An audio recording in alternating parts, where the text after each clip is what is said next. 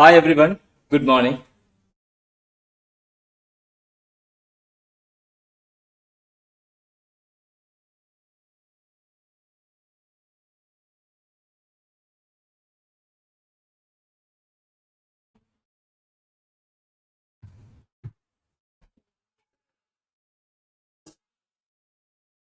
Online, hi everyone, good morning.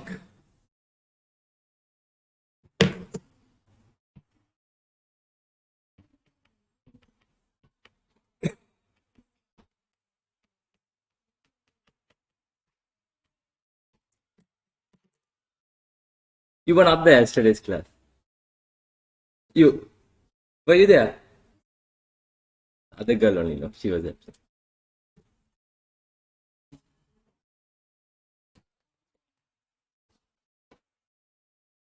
Any questions?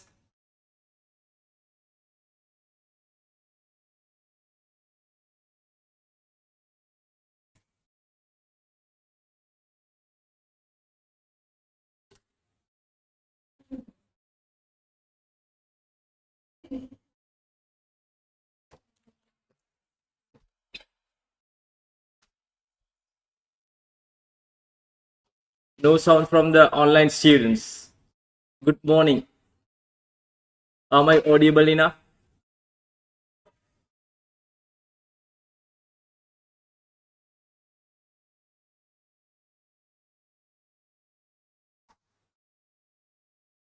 So far only there are 5. Few more to come.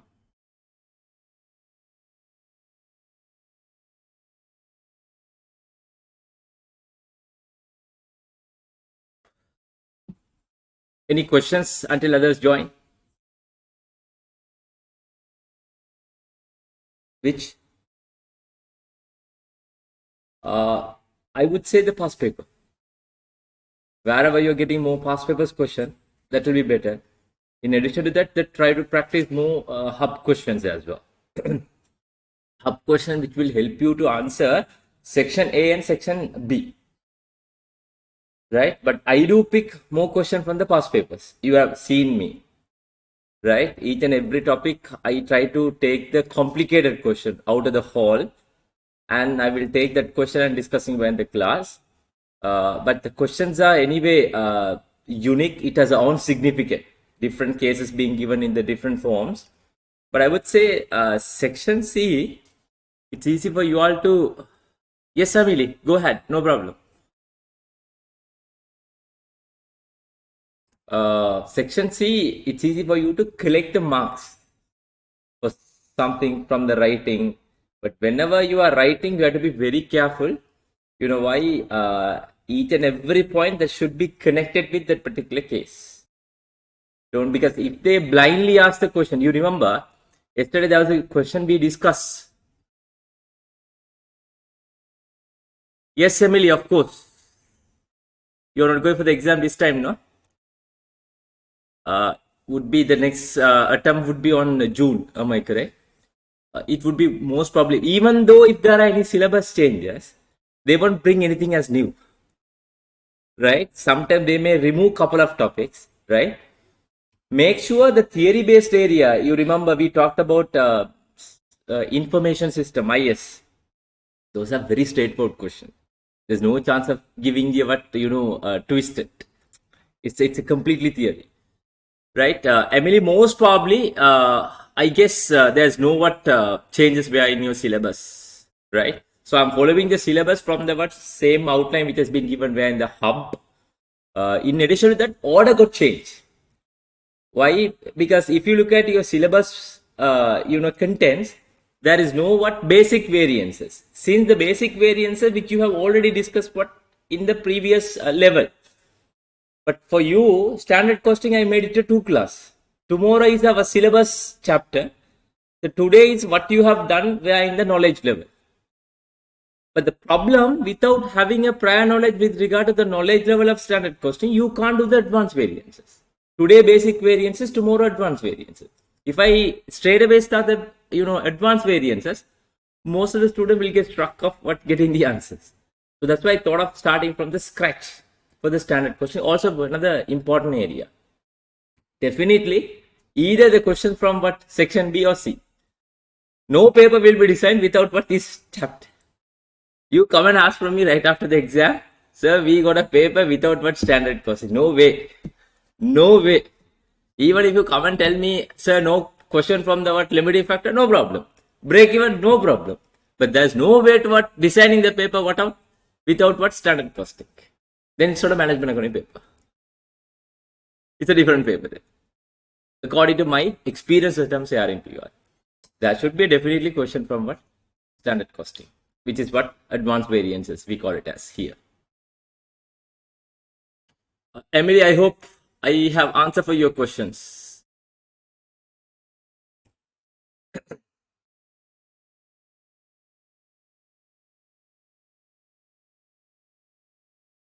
But some questions are, completely twisted, which means when the questions being given, yesterday, I just forgot to tell you that part. We talked about the pricing strategy, the last requirement. I didn't dictate the notes, but I have explained to you. First part of the requirement is you have to be very careful when you're reading the questions where in the exam section C. Section A, section B is very straightforward. You'll have to most probably one word answer. There are some questions, maybe 2, 3, you'll have to write down. That's all. But section C, there's a question we discussed. First, explain the meaning of what penetration pricing strategy and the what skimming pricing strategy, and recommend the best strategy for what heat co, energy buster, right? So the requirement, there are two requirements. First, you have to give a brief what is meant by what penetration pricing strategy. Then again, what is meant by skimming pricing strategy. Whenever you give the definition, just try to connect that definition for that particular company or somewhere, right, in the answer, somewhere where in your answer. The last part is very important. Out of 8 marks, the 4 marks which will be provided for the last part. What is the recommended strategy for what that particular company? That of course you have to be very careful. At the very beginning, don't say we are recommending skimming pricing strategy. Then it's not a way of answering the questions. Whenever you answer the question, after giving the definition with regard to the what skimming strategy and the what penetration, then you try to highlight this company, Heatco company, the product is very responsive to what change, and this is what short lifetime period. Due to this reason, we are recommending what skimming pricing strategy. That's the way of, because sometimes there will be a question. The dealing of what this particular thing is, whether you are satisfied or not satisfied. Then the very beginning, don't say we are satisfied or not satisfied. No, you have to highlight the reason. Due to this reason, it is not recommended to use what this particular strategy. You got my point. That's the way of giving the answers. Because I have seen sometime even you would have seen where in your marking scheme also they say what fair, unfair. Then only they are giving. The best way of writing the answer, first you have to give the evidence. Then through this evidence, we are what? Not recommending this strategy or recommending this strategy. That's the way of what? Answering the questions were in the exam. Correct? Emily, no sounds from you.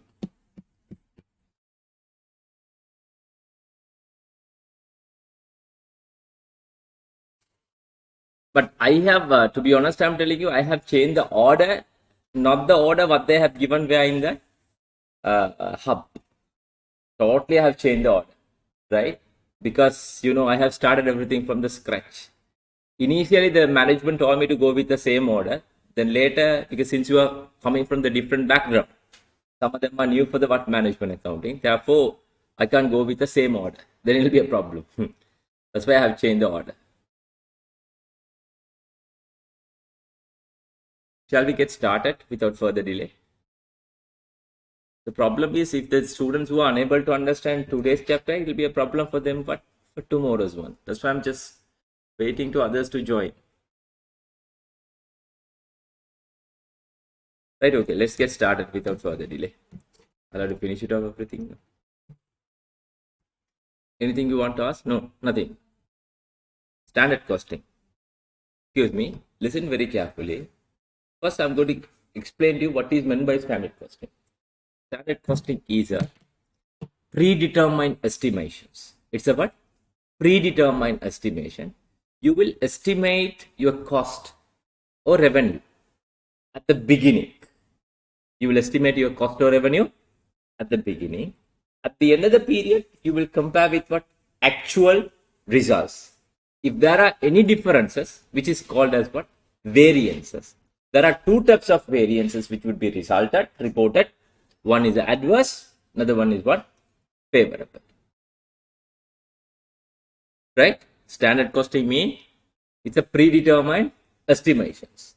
You will estimate the cost or revenue at the beginning of the period. It can be revenue or what? Cost at the beginning.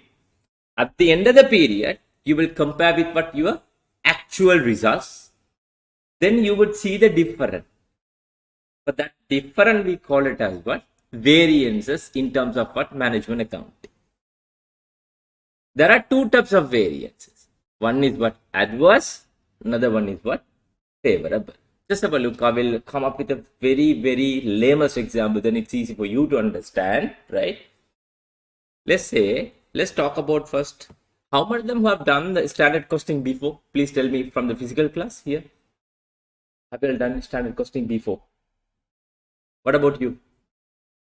Have you done the standard costing before? College.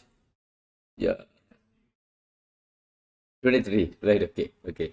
So from here, online, how many of them who have done standard costing before?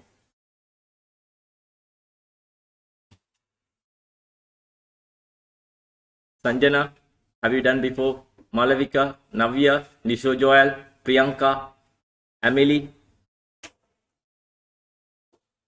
I'm going to explain these topics very slowly. You know why? Yes, thank you, Sanjana. Because you know why? It's very important. As I have clearly told you, no paper will be given without what? Standard costing. At least there will be a question behind the section A there. But what I am suggesting, it should have been tested as a what? At least for 20 marks or 15 marks. I guess, I expect this would be either what? Section B or section C, definitely. If they are going to test you section C, it will be with another chapter, right? If sections B now, straight away they'll be giving you one complete questions, right? Most probably that will be from what? Advanced variances, the topic that I will going to discuss tomorrow. And the basic variances, there's a chance of getting some questions where in the section A. Section A, right? Okay. So as I have clearly explained to you, standard costing means predetermined estimation. You will estimate your cost or revenue at the beginning, right? Let's talk about first cost. Cost, right? You will estimate the cost at the beginning. Then that will be compared with what? Actual cost. Actual cost minus what? Standard. Standard mean what? Expected. Standard cost. Different, we call it as what? Variance. There are two types of variances as I have explained earlier. One is what? Adverse. Abbreviation is always what? A. Another one is what? Favorable. Abbreviation is what? F. Right? Adverse means sad, loss, unhappy. Right? Favorable mean happy, profit. I'm going to prove it to you, everything through the example, right? Let's say at the beginning, you try to go for your festival shopping. You try to go for your festival shopping. Before you go for a shopping, you would do the estimation. Do you agree with me? For my pant this much, my shirt this much, for girls, you know, different item, you will estimate. You estimated your cost would be $10,000. Standard cost. Correct? But you went and you have completed your shopping in what? $9,000. Now the difference is what? 1000. Are you happy or sad first? You estimated my expenses would be 10,000. You have borrowed money from your parents, 10,000. You went there, you have completed your shopping, but in 9,000 rupees. Are you happy or sad? Which is what favorable? Clear? Is that understandable? Let's say you estimated your cost is what? $10,000. You went there, right? You have spent $12,000. You may ask the question from me how that is possible. Since you estimated you have taken money from your parents only 10,000, how can you spend what more than 10,000? Sometimes you may be having what your extra pocket money. Am I correct? Or you may be borrowing from what your friends, since you are doing the shopping with your friends. Am I correct? So now the difference is how much? 2,000. Are you happy or sad? That is what. Don't memorize. Very simple. As long as if you are happy, favorable. If you are sad, adverse. Clear? Is that understandable? Right, okay. Now let's talk about revenue. Revenue is completely opposite of what? Cost. Completely opposite of what? Cost. How? Let's say actual revenue minus what? Standard revenue.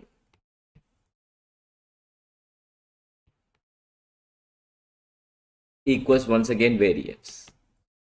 Right? Let's say you expected, before you go for a festival shopping, you expected from what your parents, you expected from what your parents 15,000 rupees. You expected how much? 15,000, but they gave it to you 17,000. Difference is 2,000. Happy or sad? Which is what? Favorable. Correct? You expected 15,000, but they gave you only 14,000. Are you happy or sad? Which is what? Adverse. Is that clear? This is the way of finding what? Variances, whether adverse or favorable. Online, is that understandable? Is that understandable? Right. Once again, I'll go back to what my heading. Standard costing is a predetermined estimation. You will estimate your cost or revenue at the beginning of the period, right? At the end of the period, you will compare with what? Actual results. Based on the what variances, you will take sorry. Based on the variances, you will take the control actions. That we call it as what? Feedback control system. Now you may ask the question from me, what is meant by the control actions? Why are we calculating the variance? I can put it this way. Before you come to the today's class, you prepare the what? Your cost. Am I correct? You estimate that today my expenses would be 100 rupees for my transportation. I'm going to come through the what? Public transport or the bus or the what? Metro or the local train. You will do the estimation in the morning, right? You estimated everything 100 rupees, including what? Your breakfast. So you estimated for your breakfast, right? Breakfast, let's say 50 rupees. That's your normal breakfast charges, 50 rupees. That's the pack. You went to the hotel, right? They usually give for 50 rupees. But today they said, what? We have increased the price to what? 60 rupees. From 50, it has come to what? 60. Now, end of the day, there will be a variance of 10 rupees. Do you agree with me? You are sad, adverse. Now, what is meant by control actions? Based on the variances, you'll be taking the control actions. No, that is the reactive actions, feedback actions. When you are claiming money from your parents tomorrow, Instead of asking the 100 rupees, you would tell them that I need 110 rupees because breakfast packet has been increased by 10 rupees. That is what is known as control actions. You got my point. First, you will estimate your cost of revenue at the beginning. At the end of the period, you will compare with what actual results. If there are any differences, which is known as what variances, there are two types. One is adverse, another one is favorable. Based on the variances, management will take the control actions, feedback control. That is what is known as variance analysis. Clear? You tell me. If you do not prepare this part for a one day, you can't run your life for a day. Do you agree with me? Am I clear to you? But we do prepare everything, not as a name of what budget, not as a name of what standard costing. Am I correct? We do in our day-to-day life. We do everything, but not as a management accounting name. If you are unable to run one day your life, right? Just imagine about the company which is dealing with a million, billion, zillion rupees. How the problem that they are going to face. Am I correct? So there are a number of reasons that they are preparing, but standard costing one is for the mainly planning, second one is what decision making, third one is what control. This technique which is used for mainly three purposes. One, you have to what plan. You have to what plan. Second one is what you let it take a right decisions. What is meant by decision making? I just put it to this way. Let's say you thought of today for going for a lunch, right after the class. You planned, right? Today's lunch, rice and curry, 70 rupees. Rice and normal rice, right? We call it as sada rice, right? Normal rice, it's what? 70 rupees. Correct? Now you are planning to go for the lunch with your friend. Friend is requesting go for a biryani. You check the price for the biryani. Biryani is what? 100 rupees. But you have borrowed money to go for only what? Sada rice and curry. Am I correct? Now, what would be your decision? Do you go for a biryani or for the rice and curry? What is your decision? Since you have borrowed money for what rice and curry, 70 rupees, right? But your friend is requesting to go for a what? Biryani, which would be what? 120 rupees or 100 rupees. Then what is your decision? You tell me the truth. Do you go for a biryani or what? Rice and curry. Rice and curry. Since you have already prepared for rice and curry, you have borrowed money only for what? Rice and curry. If you are willing to go for a biryani, you don't have money. That is what is known as based on your what? Budget standard, you will take a what? Decisions. You will take what? Decision. Therefore, why are you preparing the standard costing? First for what? Planning. Second one is what? Decision making. Third one is control. What is exactly meant by controlling? Based on the results, you will take the control action. That is what you already planned rice and curry, which is what? 70 rupees. But you went to the hotel. Hotel says, today we have increased the price by 10 rupees, which is how much? 80. You may be borrowing 10 rupees from what your friend, or you may be using what your extra pocket money. So when you are claiming money tomorrow from your parents, instead of asking 70 for what? Rice and curry, you will ask from them what? 8. That is what is known as control actions, reactive actions, feedback actions. Is that understandable? Online? Malavika, are you okay?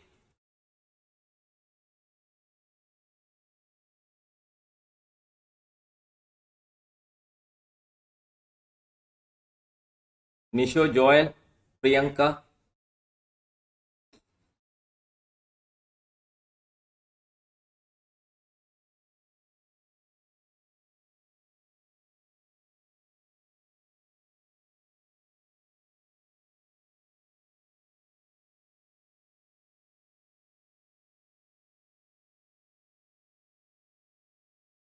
right? So that is the basic idea with regard to the what? Standard costing. Now we are having a small problem. What is the problem? We will be learning next week. There's a chapter called budget. There's a chapter called what? Budget. You remember, I have given you the explanation with regard to the word standard costing. Standard costing is a word predetermined estimation. You will estimate your cost or revenue at the beginning. At the end of the period, you will compare with what actual results. If there are any differences, which is known as what? Variance. If you look at the definition for budget, quite similar. Same definition. Same definition. Predetermined estimation, estimating the cost or what? Revenue at the beginning, at the end of the period. Now you will be asking a lot of questions. What are the questions? If these two are giving you the same results, same purposes, what is the purpose of learning these two chapters but separately? Why are we going to learn these two chapters what? Separate. You got my point? Am I clear to you all? So if you look at the definition for budget, it's quite similar. Predetermined estimation, you will estimate the cost or revenue at the beginning. At the end of the period, you will compare with actual results. Difference, we call it as what? Variances. Why are you preparing the budget? Planning, decision making, and what? Controlling for mainly. Now you are having a question. What's the purpose of learning this budget and standard costing? What? Separate. No need to learn separately. We can go either one technique, either what? Budget or what? Standard cost. Right. Now, to understand this budget and standard costing in detail, you should know differences and similarities between what? These two. There are some differences. There are some differences. If you do not understand the differences between what? Budget and standard cost, you will never understand the standard cost in your lifetime. I'm just sharing with you my experience. If you do not understand the differences between what? Budget and standard costs, you will never understand the standard costing in your lifetime. Right? I'm going to explain to you very slowly, and you'll take down my own notes, because you know why? This I have not included anywhere in my theories, since it was prepared by myself. Right? Small heading, take down in your notebook or what, in your laptop. Similarities between budget and standard costing. Similarities between budget and standard costing.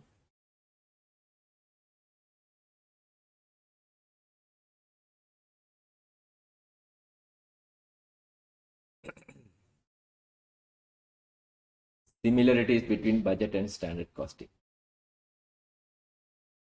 Take down first similarity. Both techniques are predetermined estimations.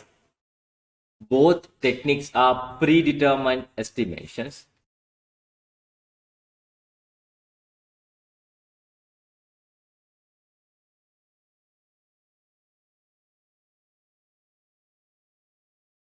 Predetermined estimation. Therefore, it will be prepared at the beginning of the period, or it is prepared.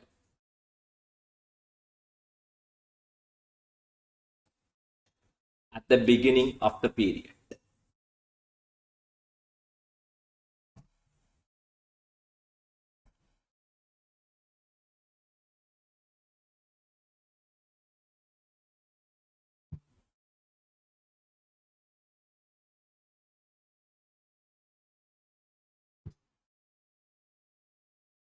Second similarity. Both techniques are used for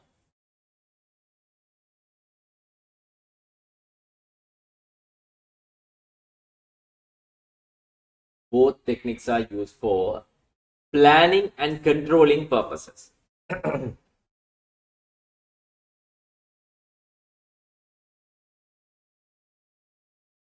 Both techniques are used for planning and controlling purposes.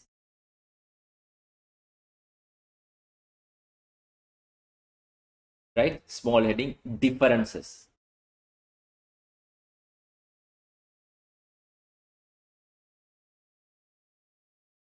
Much more important to understand the word standard costing. First different, take down. Budgeted cost is always identified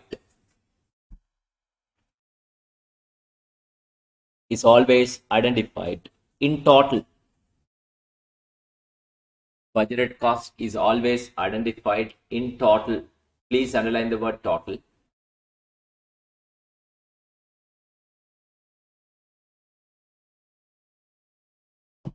Whereas standard costing is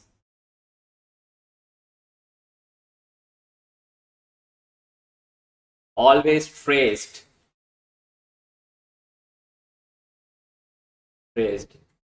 in per unit.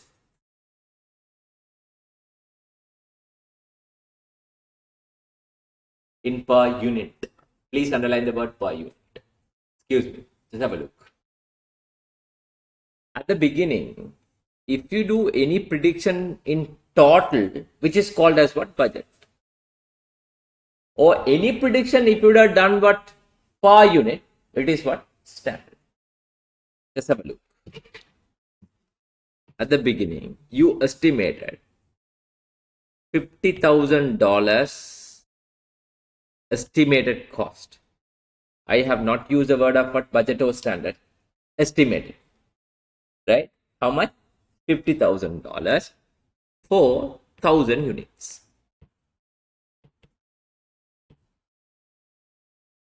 You have estimated how much? $50,000 for how many units? It is budget or standard? Go back to the definitions. But only one answer.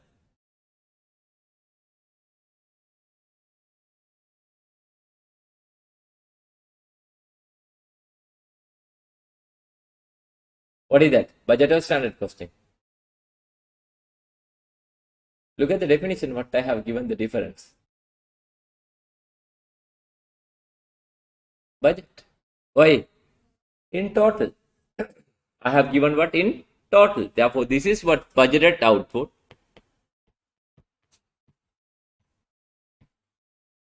This is what? Budgeted cost. But initially I have said what? Estimated cost. It went wrong. Recording in progress.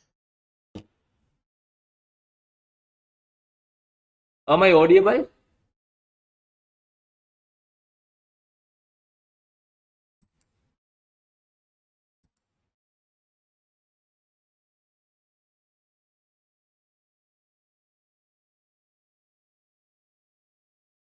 I think some of them who some issues.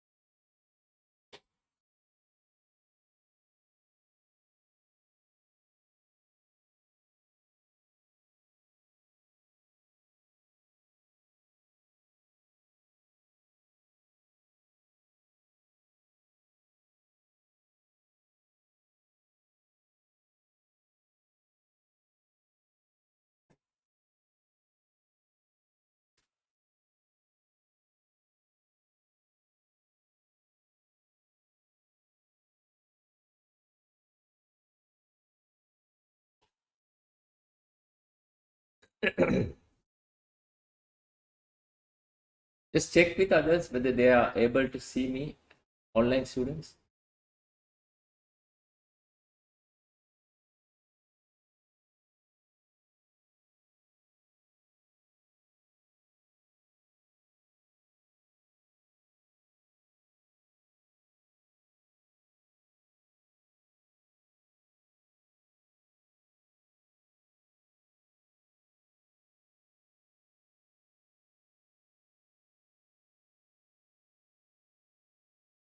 No, no.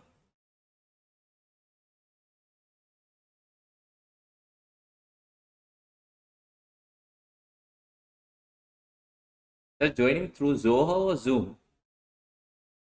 Zoom, no?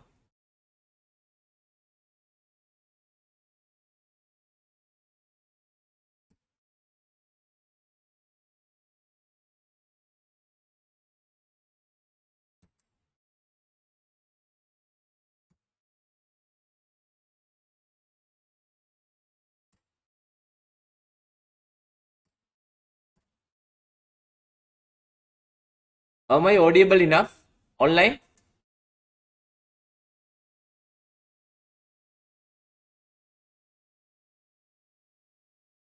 Ah, yeah, they can.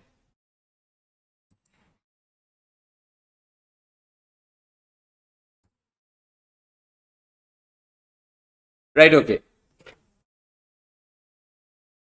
So, $50,000 for 1,000 units. Then that is what? Budget. Then I have given the notes. Any prediction if you would have done in per unit, which is what? Standard. Standard. How? If the standard information is not provided, you can convert the budget into what? Standard. How to calculate here standard rate?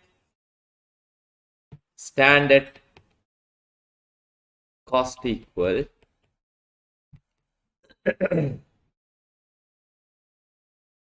50,000 divided by 1,000. So 50,000 is what? Budgeted cost. Am I correct? Budgeted cost divided by budgeted activity level. Am I correct? Have we heard about this one before? Budgeted cost divided by budgeted activity level. Very good. What is that? OAR. I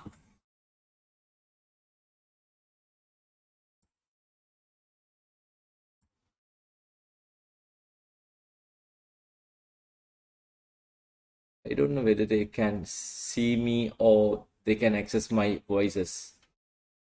Can you drop a message to them?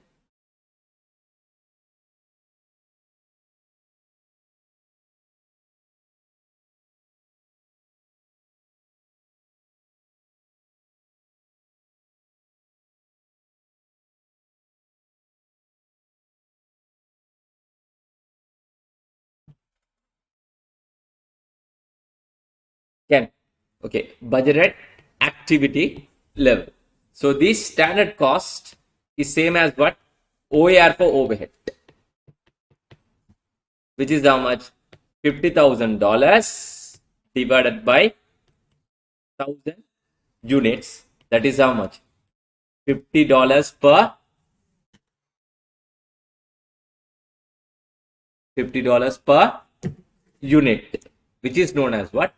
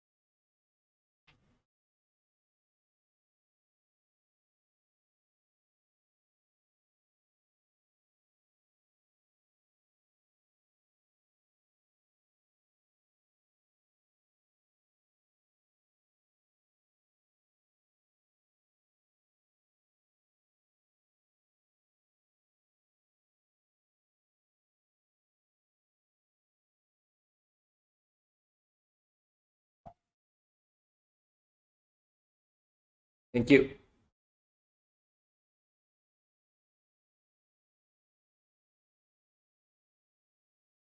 Thank you. Right, okay. So now $50 per unit is what? Standard. But if you look at for overhead, you remember we discussed this part, but under OAR, how to calculate OAR? Budgeted overhead divided by budgeted activity level. That OAR, another name is what? Standard rate. Standard rate. We'll be learning that part in some time, no worries, right? So that is one way of finding the what? Standard. Is that understandable? Any prediction if you would have done in what in total, which is known as what? Budget. Anything which is done what per unit, which is known as what? Standard. If the standard information is not provided, you can convert the budget into what? Standard. Is that understandable? Please try to make sure all these parts thoroughly. Much more important, right? Or sometime standard information will be provided. How? Let's say you are manufacturing a shirt.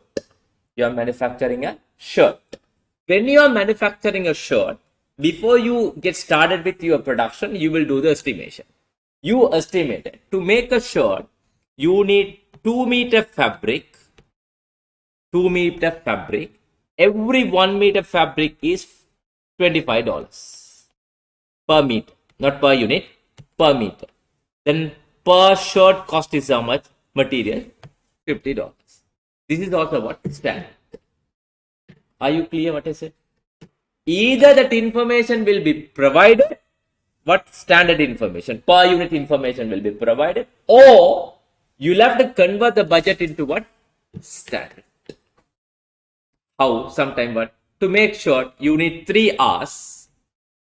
3 hours. Every 1 hour rate is what? $10 per hour. Which is how much? $30. This is what? Standard. Are you clear now? Are you clear now? Only still we are with the what? First difference. Any prediction if you would have done in total, which is known as what? Budget. Same prediction if you convert it to what? Per unit, which is what? Standard. So if the standard information is not provided, from the budget, we'll have to convert and we'll have to get it. Clear? Second difference. Very, very important difference. Very, very important. Budgeted overhead. Budgeted overhead is always relying on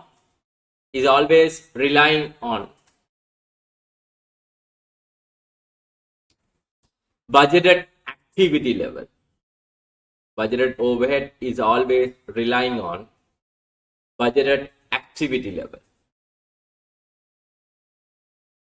right? Whereas standard costing is on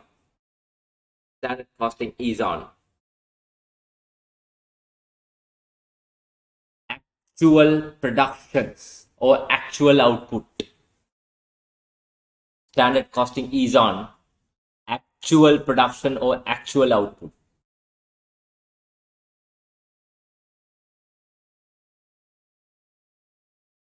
Actual production or actual output. Please highlight or underline actual production or actual output.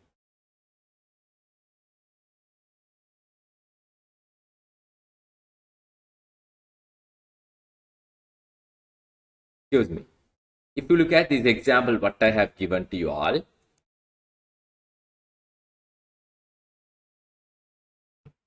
this 50, the standard rate. Am I correct? Or budgeted rate for per unit. But we don't call it as what budgeted rate. Anything which is converted into what per unit, which is what standard. In order to calculate total budgeted overhead,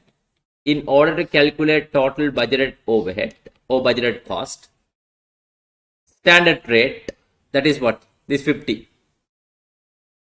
Right? Times what? Budgeted activity level.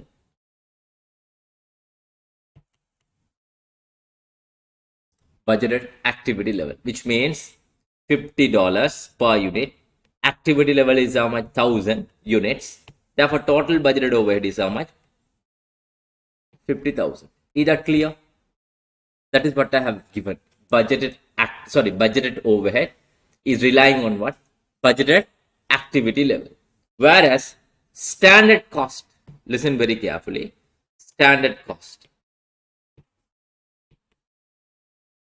equal same standard rate, these 50, that would be what? Same, but it is not depending on what? Budgeted activity level. It is always depending on what? Actual activity. It is what? Output or what? Productions. Output or what? Production. Now there are the questions. You can ask that questions. Now there's the questions you can ask. There's a contradict statement. There's a contradict statement over here. No, you can take down this. This is correct. Standard cost always depends on what? Actual productions.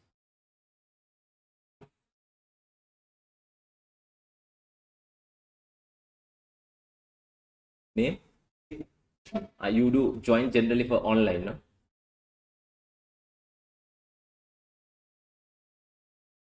You're going for the exam this time or the next time?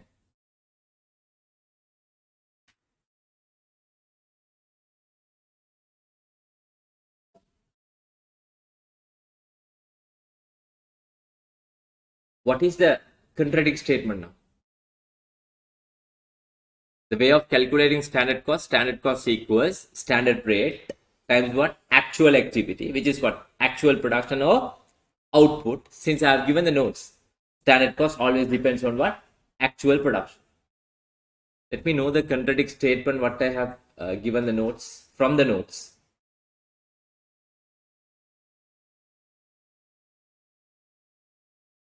If you look at actual cost,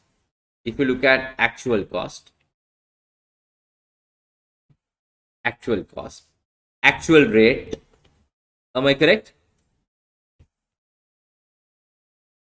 Times what? Actual activity. Agree with me? Now what I want is, there's a small problem. There's a small contradict statement over here. I said, what is the definition of standard costing? What is the definitions of standard costing? Very good. Predetermined estimation. It will be prepared beginning of the period. That is what I have given the notes as a what? Similarities between what? Budget and standard costing. If I would have told you, or if I would have explained to you, it will be prepared at the beginning of the period. Then I have given here, look at standard cost depends on what?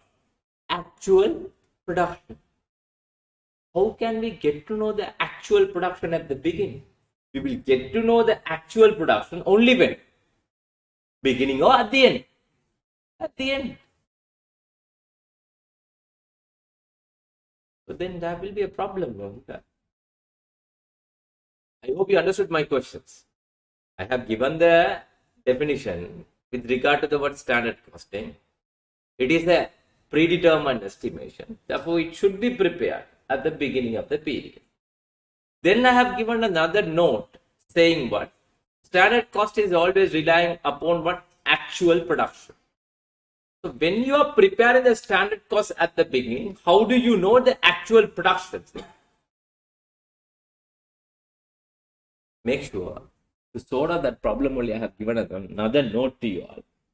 Standard costing is always identified what? In per unit. At the beginning, listen very carefully. At the beginning, you do identify the standard cost only for the what? Per unit. When do you want to calculate the variances? Beginning or at the end? Variances which has to be calculated at the beginning or at the end?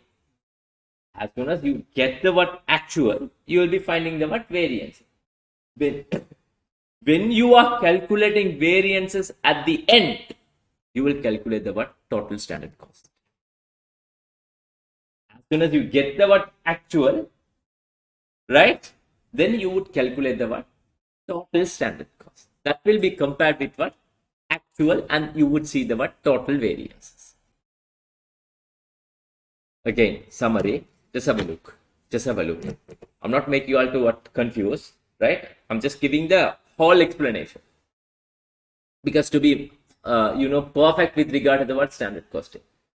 What is exactly meant by standard costing? It's a predetermined estimation. You will estimate the cost of revenue at the beginning of the period.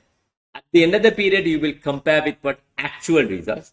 If there are any differences, which is known as what? Variances. That's very clear. So here, you know what is what actual, and you know what is what standard. Difference between standard and actual, we call it as what? Variance.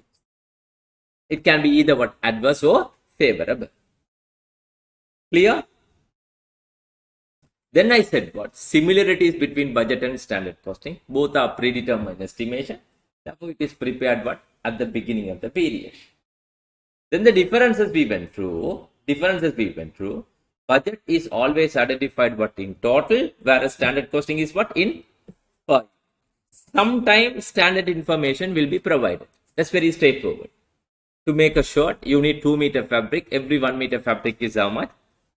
$25. Any amount. Right? To produce a product, it will require how many hours? 3 hours. Every 1 hour rate is what? $10. That will be provided. Then I have given budgeted cost always relying on what? Budgeted activity level. How to calculate total budgeted cost? Standard rate times what? Budgeted activity level. Whereas standard cost is always depending on what? Actual production. Therefore, total standard cost can be derived only when at the end of the period before you calculate the what? Variances. Without having actual production, make sure without having actual production, there is no what? Total standard cost. There is no what? Total standard cost. Only standard cost can be defined in what? Per unit. I hope you understood everything. Summary. Clear? Online students, is that understandable? Is that understandable? Online? I need answer from everyone. Emily, Arokya, Malavika, Navya, Nisho Joel. I'm not making you all to confuse. I'm giving you the brief idea with regard to the word standard costing. To tackle the question, you should remember the points what I have explained as of now with regard to the word standard costing. If you are going to forget, you'll have to forget what your standard costing.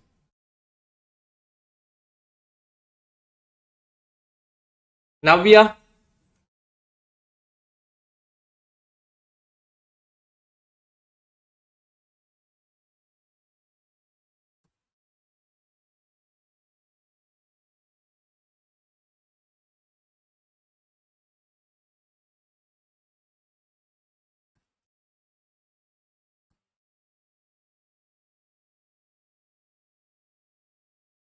clear? Right, okay. Now, we are going to calculate the variances. In management accounting perspective, first let's talk about the cost variances.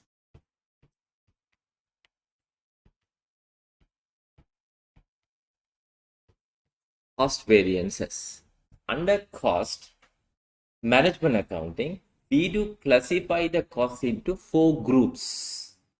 Only what? 4 groups. One is material cost, direct material. Another one is what? Direct labor. Third one is what? Variable overhead. All three we call it as what? Prime cost. Am I correct? And one more cost. What is that? Fixed. Under cost variances, there are 4 elements. One is what? Material cost. Another one is what? Labor cost. Third one is what? Variable overhead. Apart from the material and labor, any other cost that is directly connected to the product, we call it as what? Variable. Finally, what? Fixed. Right? So, if you look at revenue, main source of a revenue what? Through the what? Sales. Through the what? Sales. Then we will calculate what? Sales variance. This is what we are going to discuss for next 8 or 9 hours.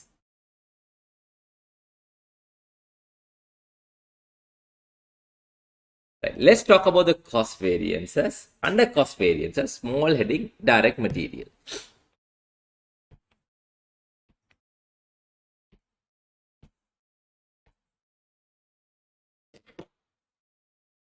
Direct material.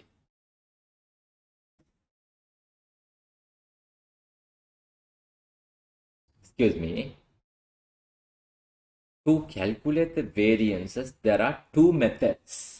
One we call it as what? Logical method. Another one we call it as what? Boat method or formula method. I'm going to explain to you the both method. My recommendation is what? Boat method. That you can save the time. Not boat shape method. Don't get confused. Right? So anyway, I'm going to derive the formula method from the what? Logical method. Step by step, I will explain to you for the what material part.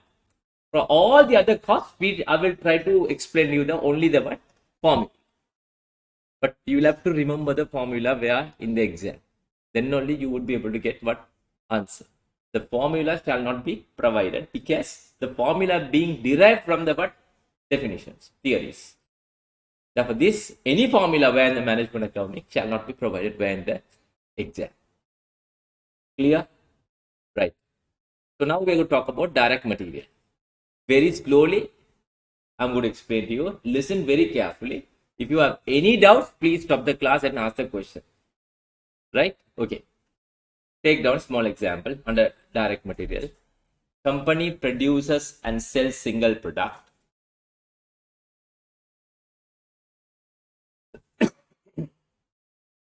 Single product. each unit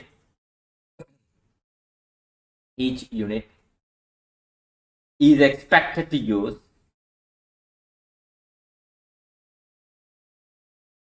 each unit is expected to use 3 kilogram of raw material 3 kilogram of raw material 3 kilogram of raw material. Each unit is expected to use 3 kilogram of raw material at the rate of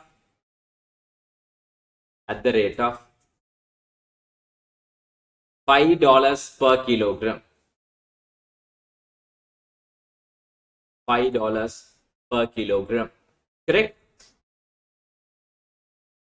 Before I continue this part, you let me confirm. Is it a budget or standard? Very good. Did I give you as a standard killer here? But I said what expected to use. But I have not specifically said what standard or budget. Since the information being provided in terms of what per unit, it should be what? Standard. I hope you understood now. Right? Next line. Actual material purchased. Actual material purchase. 32,000 kilogram. What is the standard price that I have given to your question? Fine. Actual material purchase 32,000 kilogram at the rate of $8 per kilogram. $8 per kilograms. Right? Next line. Actual output. Actual output. 1,000 units.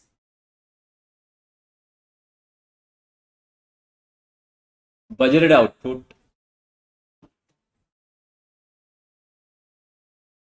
900 units.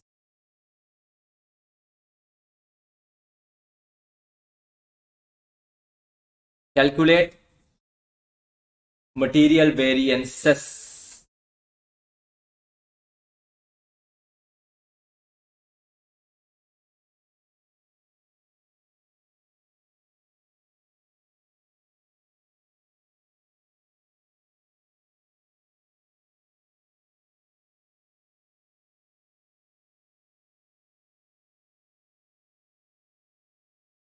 Material variances. Right, listen very carefully. I'm going to explain to you. Right, bit of a detailed calculation that I'll be going to do now. What is meant by variances first? Here we are talking about the material, therefore actual material cost. Actual material cost, not budget. Here what? Standard material cost. Agree with me? Standard material cost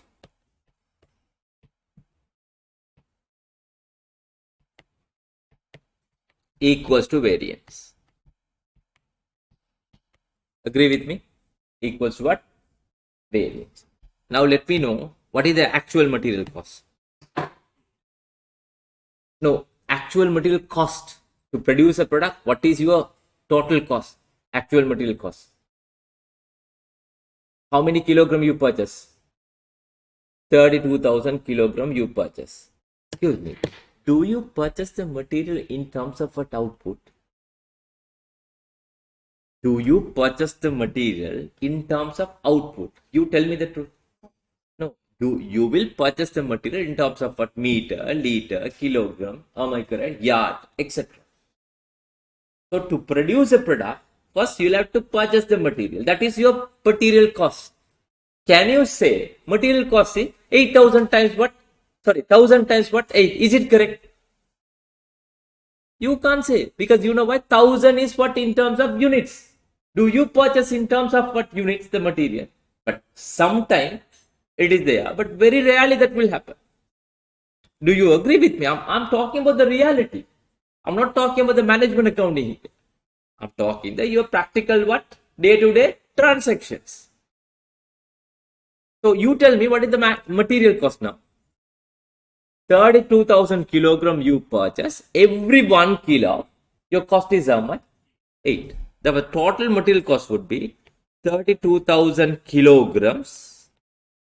Correct? At the rate of what? $8 per kilo. Then how much the total material cost? 256,000. Is that understandable? Is that understandable? Well, I'll give the time to take down. No worries. No worries. First listen. Standard material costs. Whenever you calculate the total standard cost is depending on what? Look, go back and check my notes. Actual activity, which is what? Actual production. Actual production. Once again, I'm telling you, if there is no actual production, there's no what? Not total standard cost. If the actual production is not given, then there is no way to find out the total standard cost. Are they given the actual production? Check. Actual output means what? Actual production. Output means what? Production. How many units? 1,000 units. That can be ascertained only what? At the end of the period. But at the beginning already you expected. To make a what? 1 unit, right? How many kilogram is expected to use? 3 kilogram. What is the rate? $5 per kilogram. And the total cost would be how much? $150,000. This is the total standard material cost. Are you clear? Are you clear? So at the beginning, you will estimate only these two. 15,000. Oh, sorry. Yeah. Then there will be a big amount of variances. No problem, right? I thought that is... No, instead of putting 32,000, can you make it 3,200? Then only the answer would be what, more accurate. Actual material purchase, not the 32,000. Just make it as what? It's not wrong. Can be done. It's not wrong. But big amount of variances which will be resulted, right? So we'll make it as what? 3,200 kilograms.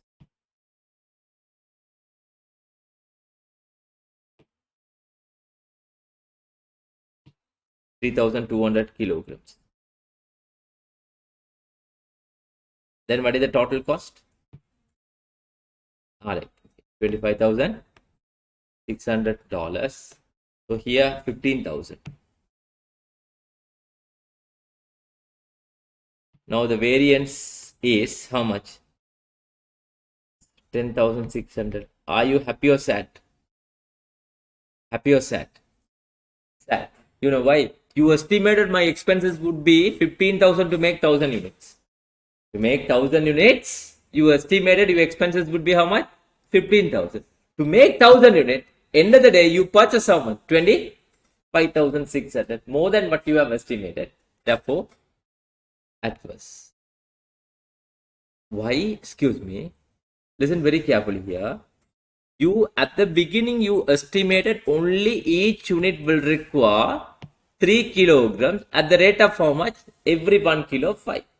Which means to make 1,000 unit you estimated 3,000 kilo. Agree with me? To make 1,000 unit you estimated how many kilo? 3,000 kilo. 3,000 kilo. End of the day you purchase how many kilo? 3,200. 3,200. Is that understandable? Some student, what they will do is, instead of putting this 1,000, they try to put the budgeted output, which is how many units? If you would have put 900 unit, it's not standard cost. That is what budgeted. Instead of putting 1,000, if you put 900, it is what? Budget. That's the difference between budget and standard. Now you tell me, what is most accurate, budget or standard? Why? Very good. Standard would be but more accurate than the budget. Why? This standard cost, we are finding the estimated cost for how many units? 1,000 units. Actual material cost also for how many units? 1,000 units. But if you put budget, that is for the different quantity, no? Am I correct? That's a different quantity. Your estimated cost for 900 units. Actual cost for 1,000 units. Am I correct? That is not the comparable what? Graph. That is not a what? Comparable graph. Once again, I'm telling you, this is the place where the student who makes mistake, instead of putting the actual production, they put what?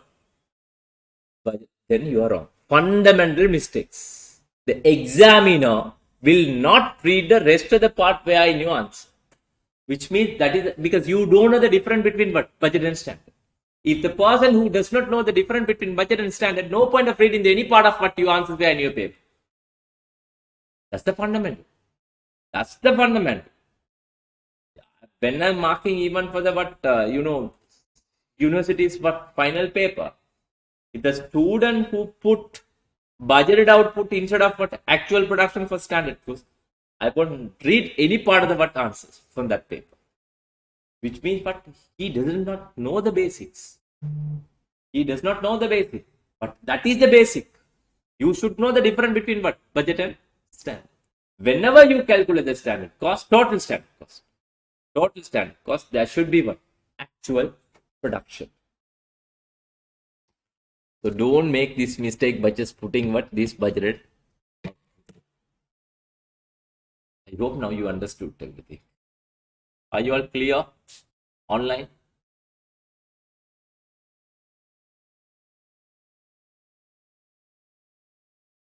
Clear? Priyanka, are you with me? Malavika?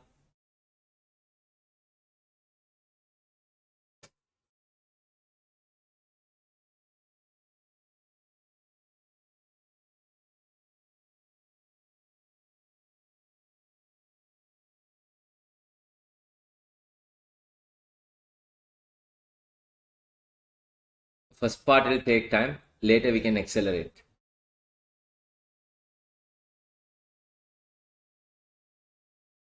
Thank you.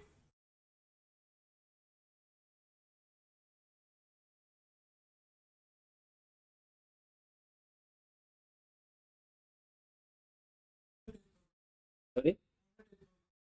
How many?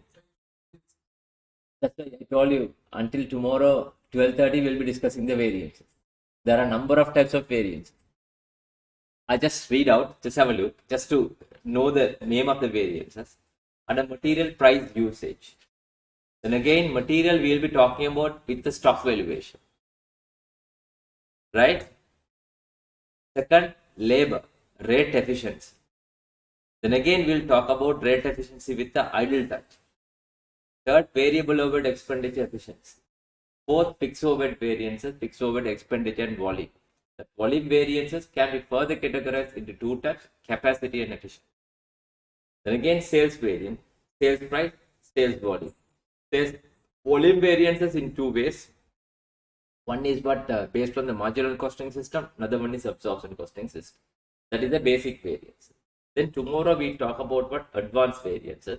Under advanced variances, first we have a mix and yield variances. Right? Material mix and material yield. If you want, you can calculate for labor mix, labor yield variance. Next one is what sales volume variances. If the company is having a more than one product, that sales volume variance can be further categorized into two segments. Sales one is a mix variant, another one is sales quantity variant. Then again, we'll be starting with the operational variance and the planning variance. Under operational variance, price operational variance, price planning variance. Usage, operational usage variance, operational planning usage variance. Then again, same thing for the rate. There are a number of variances we'll have to discuss. Apart from that, they have included new two variances, market share variances also.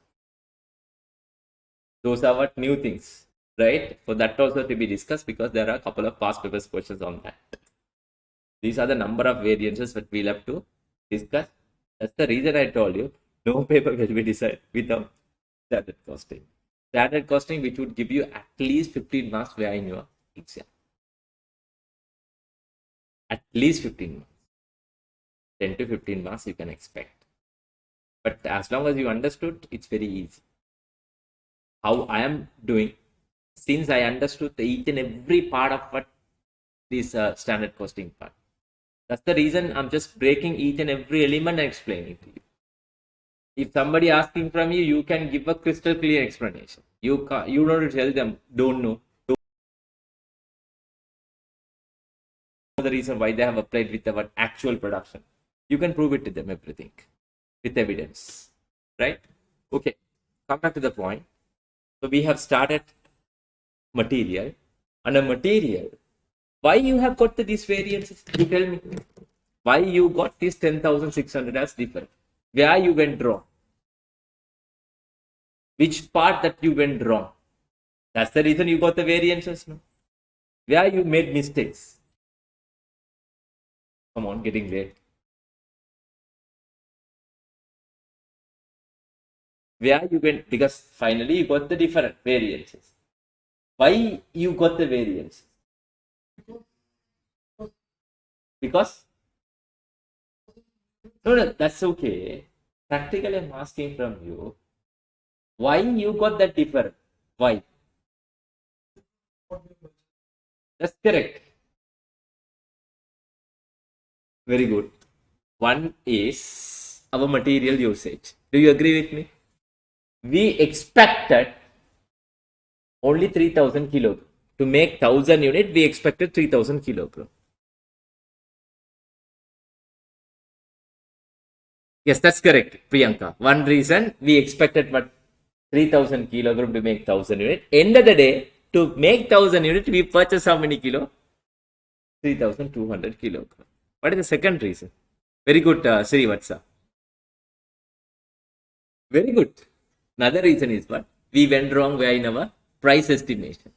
We estimated our price would be how much?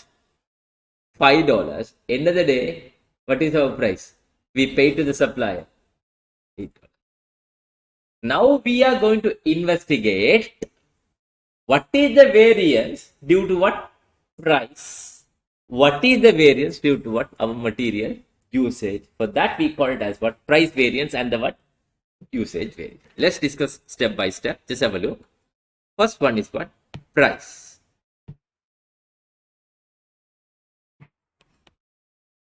price, our actual price being different from standard price. Agree with me? Agree with me? Our actual price being different from what?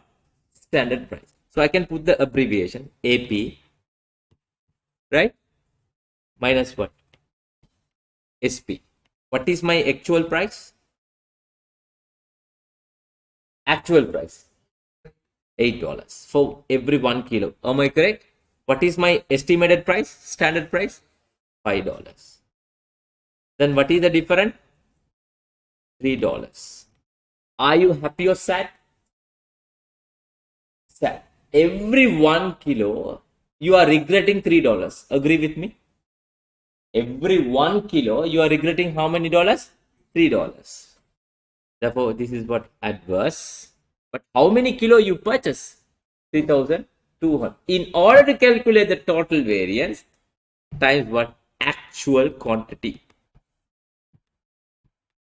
Actual quantity is not what? Actual production. Actual quantity means actual material. Am I correct? How many kilo? So actual quantity we can call it as what? AQ. Correct? How many kilo? 3,200 kilograms. 3,200 kilograms. Then what is the total variance? 9,000 plus. Is that understandable price? Is that understandable price variance? I'll give you the time to take down. I'll explain the usage as well. Second reason you told me what? Usage, material usage. Yeah, you just take down, then it's easy.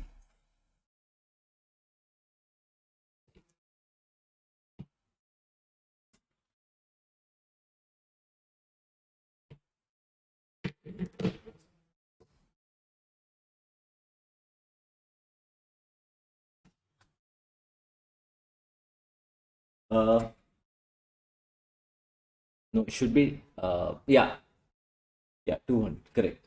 That is for the kilogram, 200 kilogram. But you have to value that one, no? No, in terms of dollars.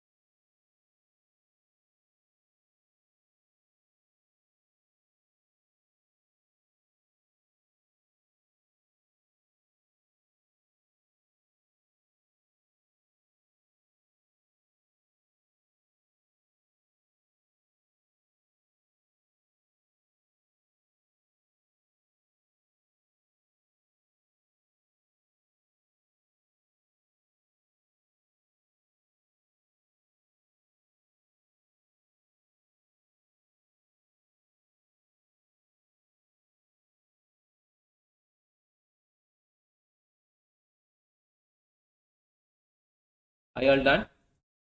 Second, as you said, the difference due to the what? Material usage. We call it as what? Usage variance. We call it as what? Usage variance. How to calculate usage variance? Actual quantity, right? AQ abbreviations being different from what? Standard quantity. We call it as what? SQ. Correct? Right? What is the actual quantity? How many kilo? 3,200 kilograms. Standard quantity? Yeah. But always, but your answer is correct. Perfect. But always try to put the breakdown. Because we'll go back to the definition. Standard always depends on what? Actual production. Am I correct? Actual production, how many units? 1,000 units. minus 1000 units. But now you can't deduct because this is what in terms of what kilogram, this is in terms of what units. Therefore, you have to convert into what comparable gram. Therefore, each unit will require how many kilo? 3 kilo. That is what you said, 3000 kilogram. Now the difference is how many kilo? 200 kilograms. Am I correct? Are you happy or sad? Think and tell me. But only one answer. If you say happy, then if I say wrong, then you would come. But no, think and tell me. You estimated how many kilo? 3000. But end of the day, you purchase how many kilo? Then happy or sad? You estimated to make 1000 unit 3000 kilo. At the end of the day, you purchase how many kilo? 3200. Are you happy or sad? Sad. Which is bad. Am I correct? How many kilo? 200 kilo adverse. Correct? But we need to value this one in terms of what? Dollars multiplied by standard price. Price. Which we call it as what? SP. Correct? How much standard price? $5 per kilo. Am I correct? Therefore, total is how much? 1000 adverse. Am I correct? Now, excuse me. Just have a look. Now get me the total variance. 9600 plus 1000. Both are adverse. Both are losses. Then the total losses is how much? Same answer.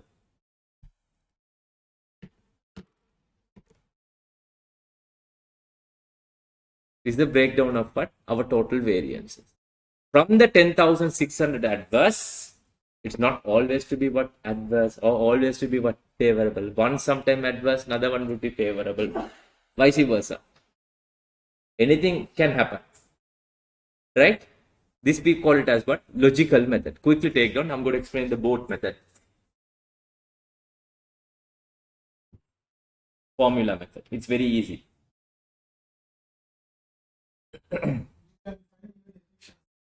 That is for the labor. For material only, but price and usage. Yeah, that is usage. We found already 1000.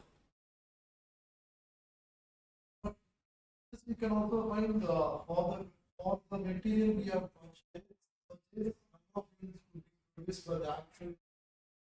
That is what mix and yield.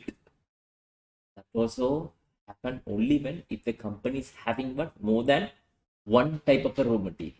But for the time being, we are going to discuss only one type of a raw material, not more than one type of material. That is what advanced variances.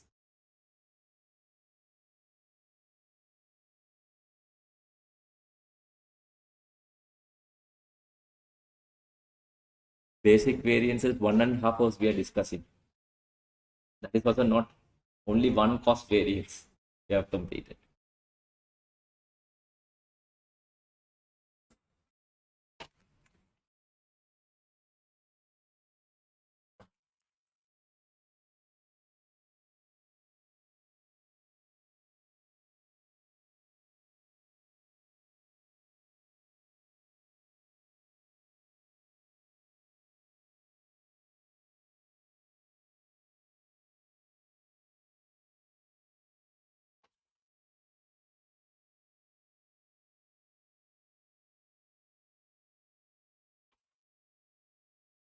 Discuss bit detail to take about 2 to 3 classes only for the standard costing. Basic. Step by step, doing number of question only the material, working backwards and finding the missing figure. Because we don't have that much of time to, go back in detail. This is not only the chapter for our syllabus, no, this is one part of what our syllabus. Am I correct? So the basic idea is this, no? Because first knowledge level, next only the what next level. Then from the knowledge level, you have discussed everything. Because if there is no advanced variances, today and tomorrow I can discuss only the what basic variances. You got my point. But here, just to give the recap for you all with regard to the basic, only we are discussing. So I can't go bit detail of what the questions, what basic variances. We'll do more question advanced variances. That is what we are going to get for the exam. It does not mean this form be tested. This also will be tested. Clear? Now, I'm going to develop you the formula approach. Very easy. Very easy. Look at the price, how we have calculated. Actual price minus. Look at actual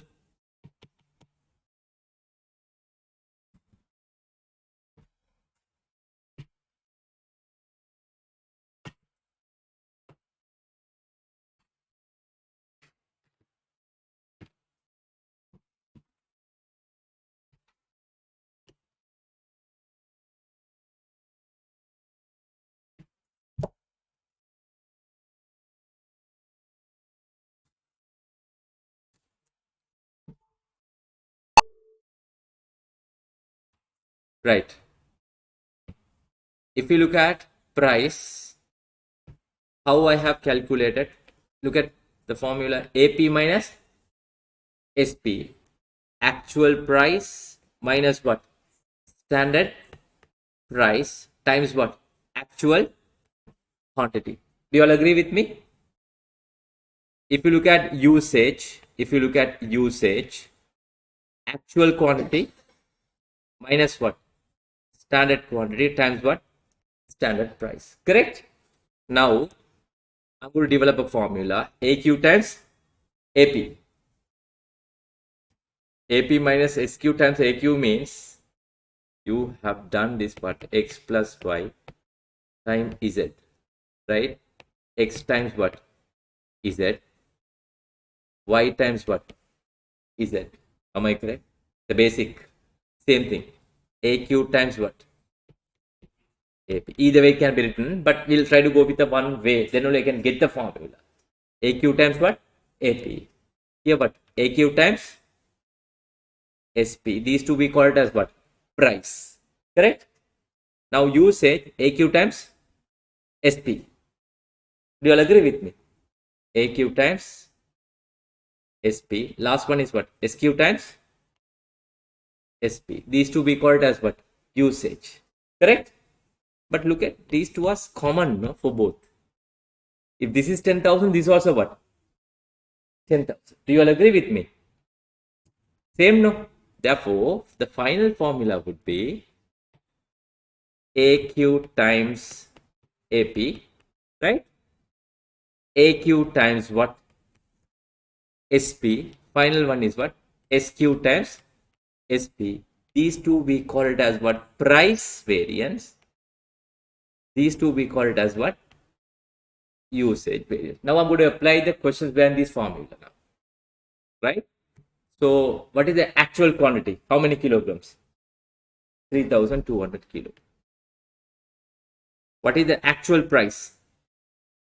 $8. Then what is the total actual cost? AQ times AP is what? Actual material cost. Another name. Am I correct? This is what? Actual material cost. Material cost. Both are actual. How much? 25,600. Actual quantity 3,200. What is the standard price? 5. Then how much? 16,000. Correct? 16,000. Standard quantity always depends on what? Actual what? Production. Don't forget. Standard quantity always depends on what? Actual production. How many units? 1,000 units. 1,000 units. Then the breakdown, each unit is expected to use 3 kilogram at the rate of what? 5. Now how much? $15,000. Correct? Now let's get the difference here. How much? 9,600. We are checking the price. Which price is more? Actual price or standard price? Therefore, adverse. Correct? Here the difference is how much? 1,000. Usage. Which usage is more? Actual usage or the what? Expected usage? Actual. Once again, what? Adverse. Both are adverse. Therefore, total is how much? 10,600. Same answer. This we call it as what? Formula approach. But I'm just going to give you the small hint. Whenever you compare first two, left hand side is more, is always adverse. Which side is more? First part. Right or left? Left. Am I correct? Then adverse. Comparing the second one. Which side is more? When you are comparing these two, left hand side is more, therefore adverse. But if somebody asks, don't explain them. If left hand side is more is adverse, then they will ask the question for him, who is your lecturer here? Right? So why I'm telling just to say the term where in the exam. But if somebody asks, you can explain to them how price, which price is more, actual price or standard price. Usage, which usage is more, actual usage or expected usage. Just to save where in the exam time. Right? If left hand side is more for the cost, is always what? Adverse. If right hand side is more, favor. You got my point. Am I clear to you? That is all about what? Material. Variances. This we call it as what? Boat method or formula method. Look at the shape, the way of getting the answer, boat shape. Therefore, boat method. The previous one was what? Logical method. I have explained to you the both method. My recommendation is boat method.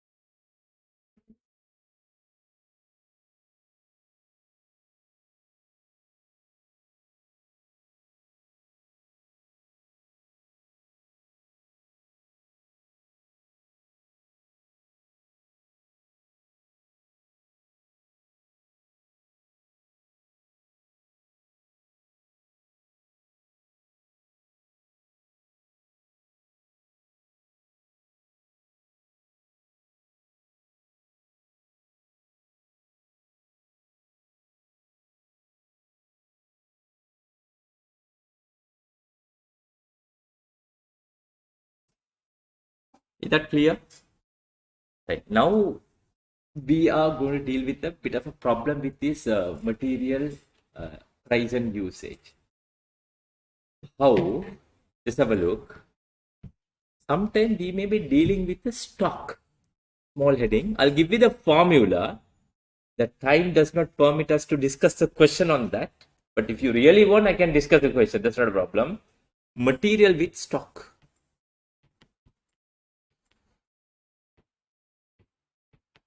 With stock. What is exactly meant by material with stock? So previous example, we were assuming what we have purchased the material from the supplier, which was how much? 3,200 kilogram. Entire material being used. That is was our assumptions, because the purchase quantity is what? Same as what? Use quantity, which means purchase material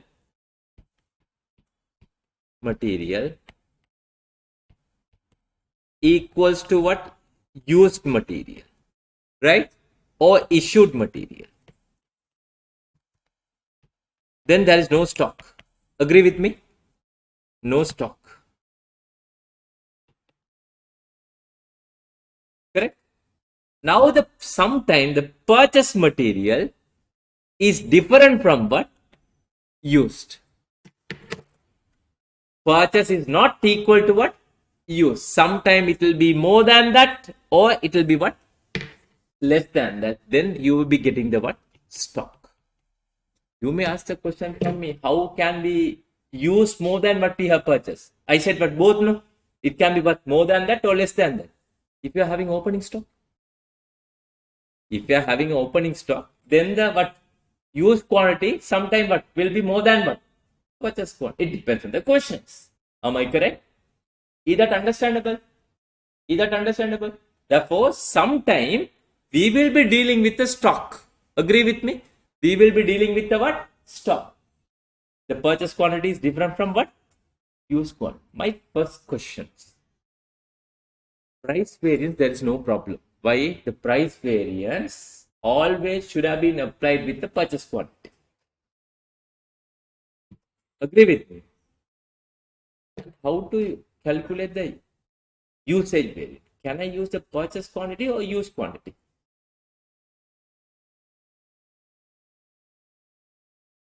I need a answer is correct, but I need a practical explanation. Why can't we use the purchase quantity? Price variance, of course, the purchase quantity. Why? Because we have already purchased. We are going to regret what we have purchased. Am I correct? We are going to pay price, but we have purchased. Am I clear to you?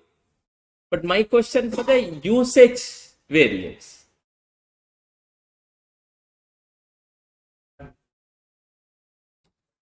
Very good. Otherwise, purposely you are going to underestimate the employee's performance.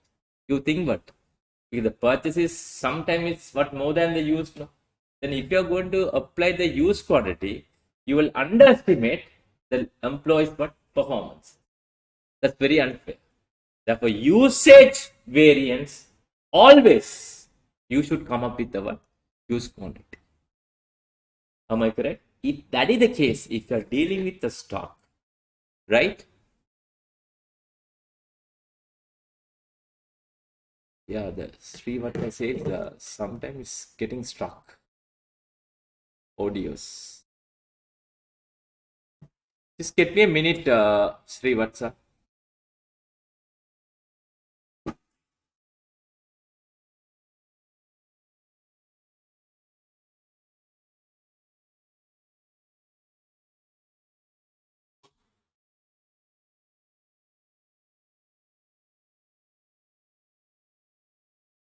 Srivatsa, nobody is there. Just give me some time until break.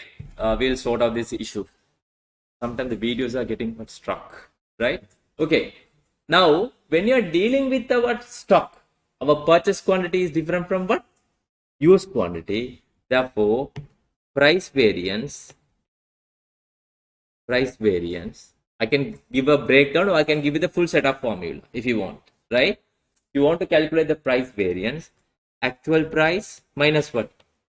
Standard price, actual quantity purchase, right? Actual quantity purchase. When you are calculating usage variance, same thing what we did, right? Actual quantity minus what? Standard quantity times standard price, no? Here you can't say what purchased. It should be what? Used or issued. Then the stock would be difference between what? Purchase and used. But when you're dealing with the opening stock, then opening stock plus purchases minus what? Used is the what? Stock. Stock generally, it will be price based on the what? Standard price. Stock should be valued generally what? Standard price. Are you clear? Are you clear? But there are certain occasions stock can also be valued, but stock can also be valued at what? Actual price. If that is the case, if you're going to value the stock what? Actual price, no budget. Then the price variance would be actual price minus standard price times actual quantity used. When you are valuing stock at what? Actual price. But the usage would be same. Anyway, used, no, that is actual quantity used minus what? Standard quantity times what? Standard price. How? The way of or the time of recognizing the variances.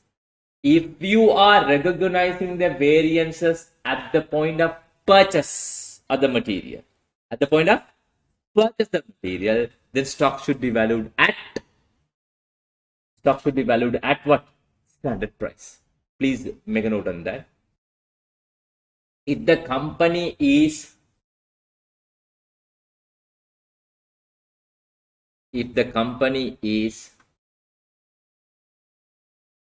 recognizing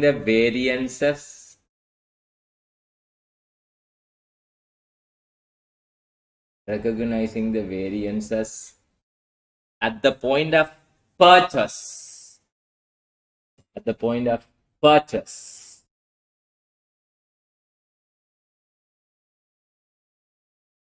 then the stock should be valued at standard price. Stock should be valued at standard price.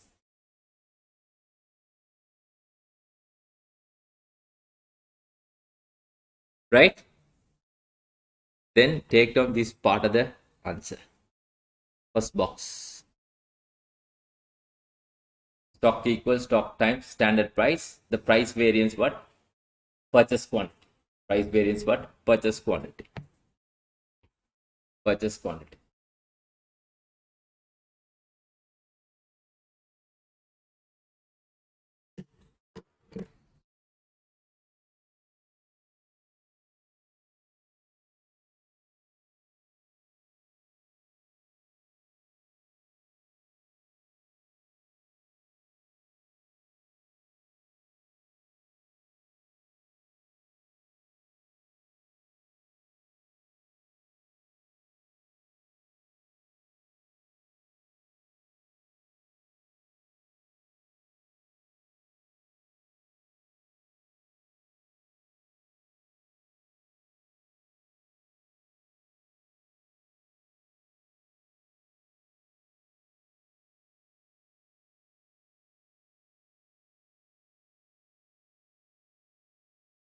Usage variance anyway used, no, for both situations, right? Next line. How did I dictate the notes for the previous one?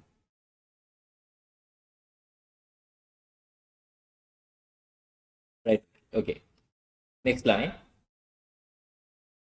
if the company is recognizing the variances at the point of issue,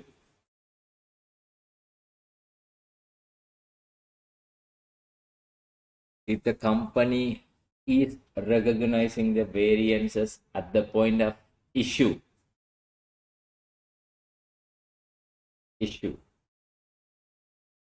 then the stock should be valued,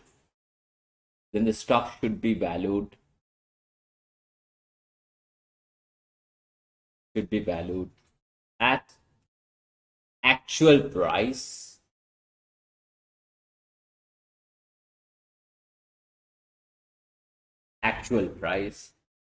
and price variance should have been calculated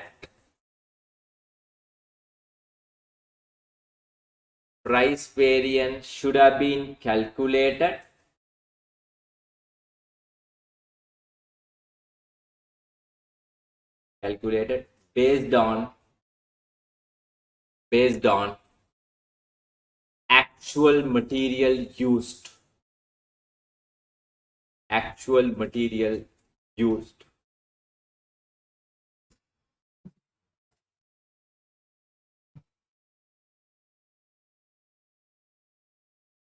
Take down second part of the formula.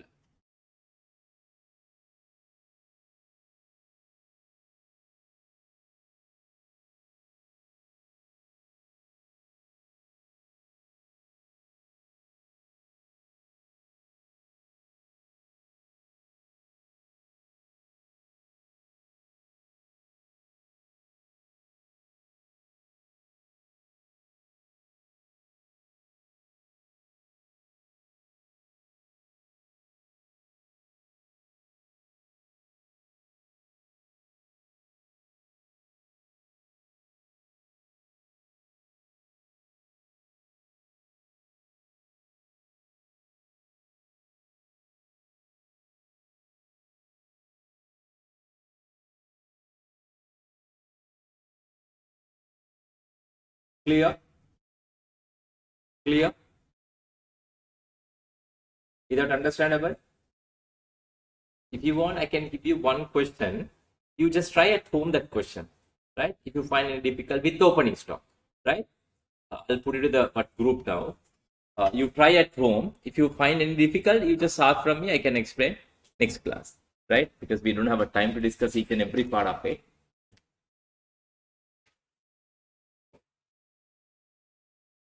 Let's put both questions. No problem. Yeah.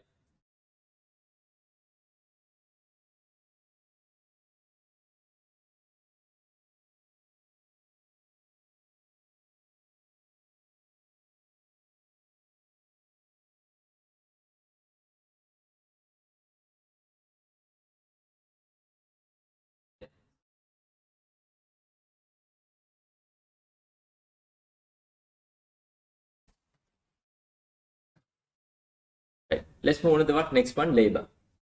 Right? Small heading, labor.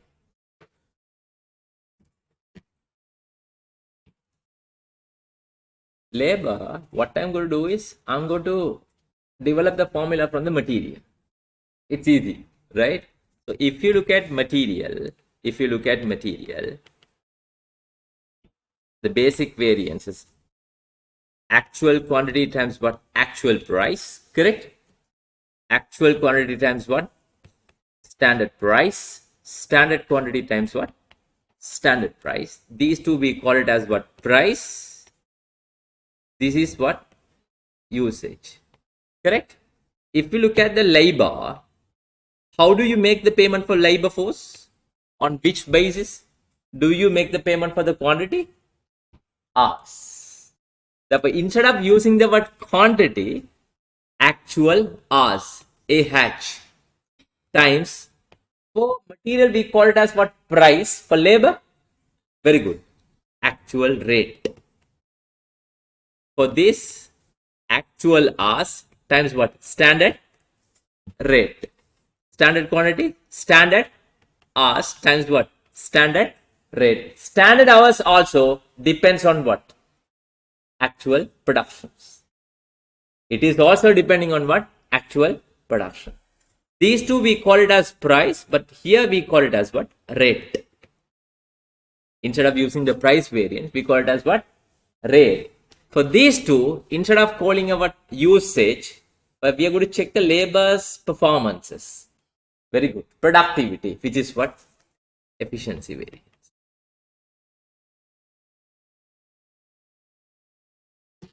Clear? Take down the formula. I'll dictate the one questions.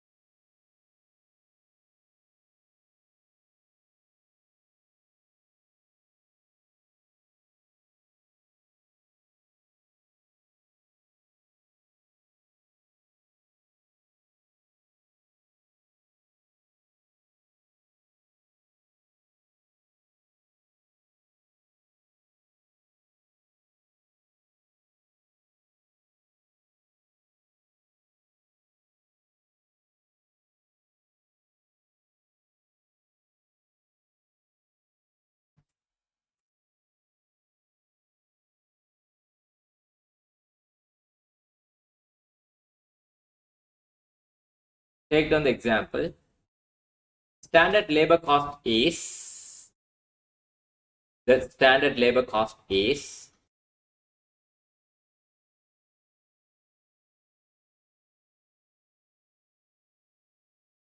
$3 at the rate of $20 per hour.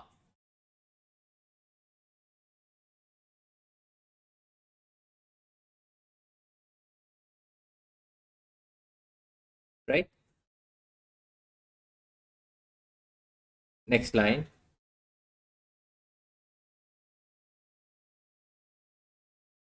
Actual production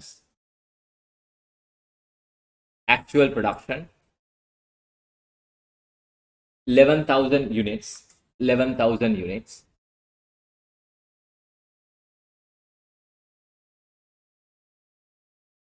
Budgeted productions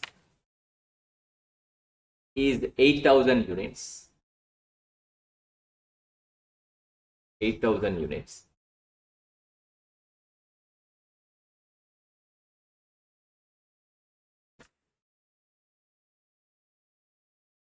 The actual hours paid was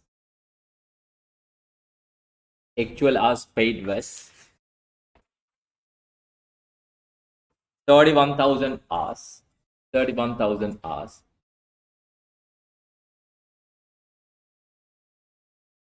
The actual labor cost was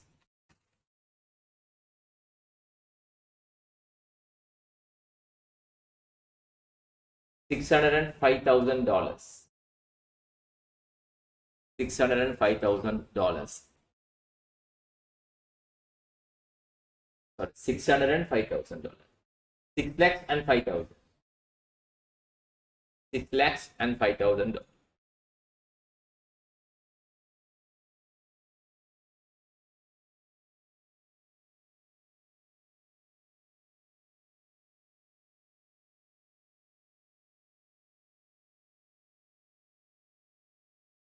Calculate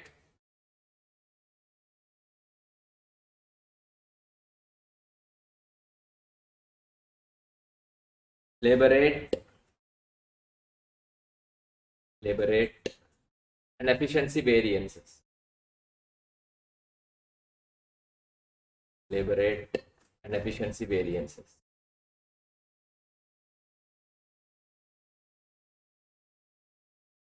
Can you get me the answers quickly?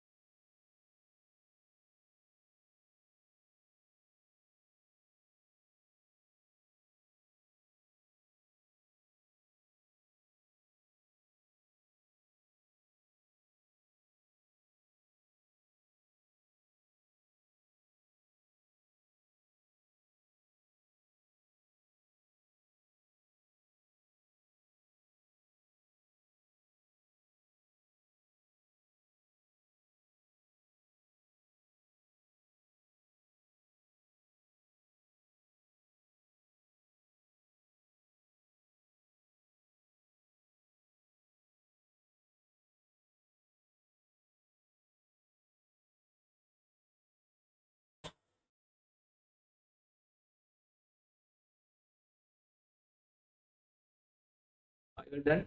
What's the answer? Total? Right, okay. Shall I explain? Right. Now, I have put the formula. I'm going to apply the figures as appropriate place. What is the actual hours? Actual hours how much? 30? 31,000 hours. Actual rate is not given, but actual labor cost is given, which is how much? 605,000. 650, did I? 5,000. I didn't tell. No, I didn't tell you like that. I said 6 lakhs and 5,000. You took it down as what? 6 lakhs and 50,000. All the others who took down as 6 lakhs and 5,000. Am I correct? That's why I said what? 605,000. Once again, actual hours 31,000 hours. What is the standard rate? $20 per hour. Am I correct? $20 per hour. Then how much? 20 times 31,000.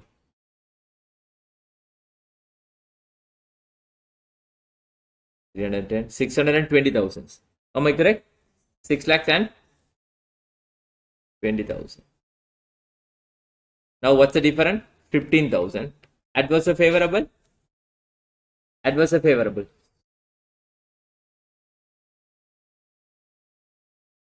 Adverse or favorable? Which side is more? Right side is more. Therefore, favorable. If you want to identify exactly what is the rate, find out the actual rate and see which rate is more. Actual rate is obviously less than what? Standard rate. Am I correct? If that is less than that, you are happy, which is what? Favorable. Am I correct? Next part of the formula is what? Standard hours. Standard hours always depends on what? Actual productions. Am I correct? Actual production. How many units? 11,000 units. Each unit is expected to use how many hours? 3 hours at the rate of what? 20. Then what would be the total amount? 6 lakhs? 6 lakhs? 16,000. 6 lakhs and 16,000. 6,60,000. 660,000. Correct? Now the difference is how much? 40,000. Once again, what? Favorable. Am I correct? Once again, it's what? Favorable. Because you know 33,000 hours you expected. Am I correct? End of the day, you have produced a product in 31,000. 31,000. Therefore, you are happy. Or which side is more? Once again, right hand side is more, which is what? Favorable.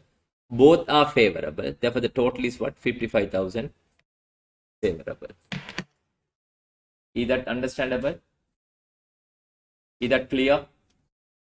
Online student, are you all clear? Yeah, actual rate being given as 19.5. Someone have calculated. It is what? 19.5. Since this is what? 19.5. Actual rate is what? Obviously less than what? Standard rate. Therefore, you are happy. Happy means what? Favorable.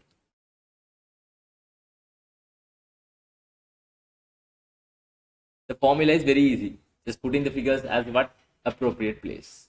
Shall I have a break? Take a break and come. We'll continue with the labor with idle time.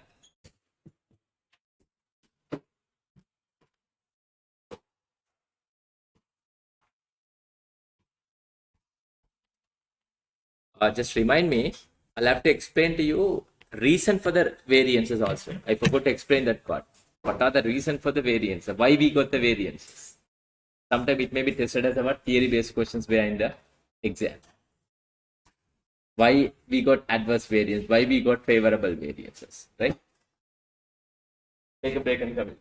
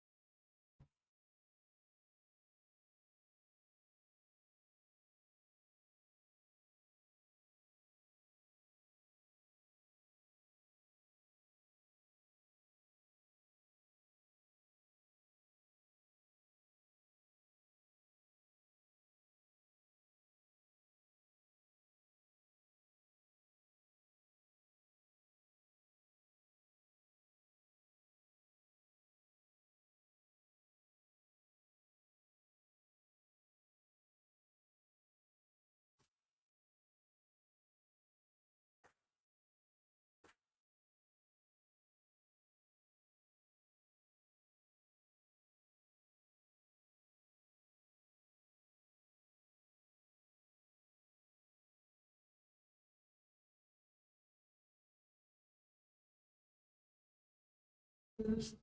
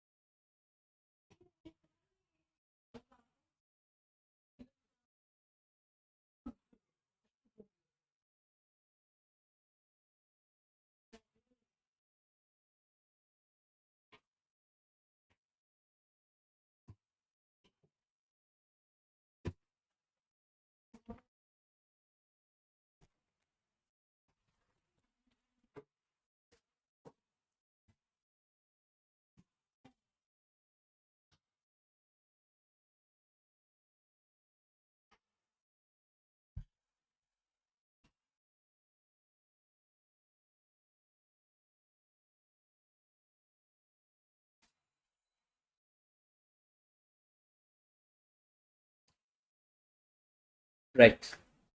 Now, sometime you may be getting the questions where in the exam. I hope you all have joined online students.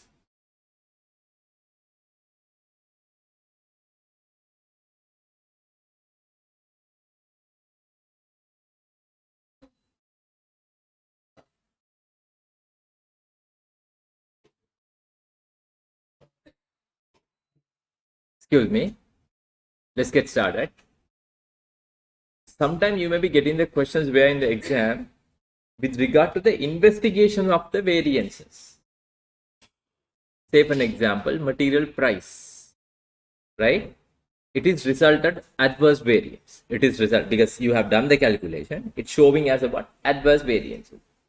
Why you got the adverse variances? Why actual price? Because adverse means what? Actual price is more than what?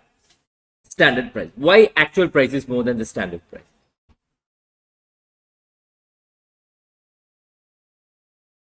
Because that is the reason it is resulted about the adverse variances, no? Right? Why actual price is more than the standard price? Investigation of the variances. So I have given the notes and all in my study material. Later you just go through it. Now I'm explaining to you all why you have got the, because that is very, very important when it comes to section C. Or sometimes it will be tested by in the sections A, selecting the best answer out of 4. Price adverse variances reported 4 answers. Why? Actual price is more than standard. Why actual price is more?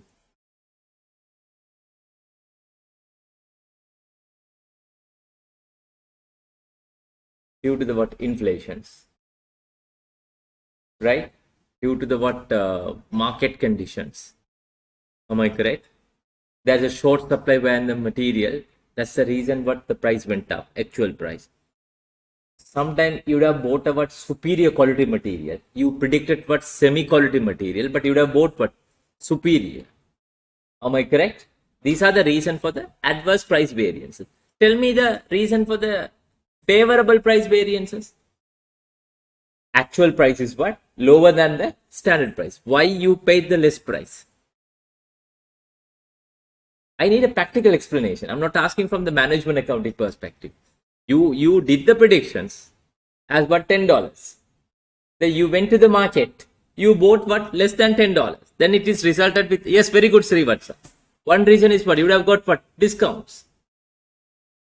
Am I correct? You would have got what discount. But very rarely that will come across with the deflations. Am I correct? Discount.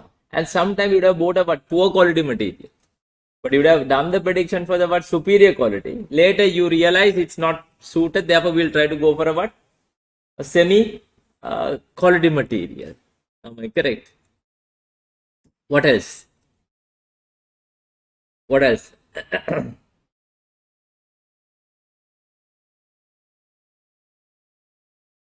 Changes in the market price where in the material in the market conditions.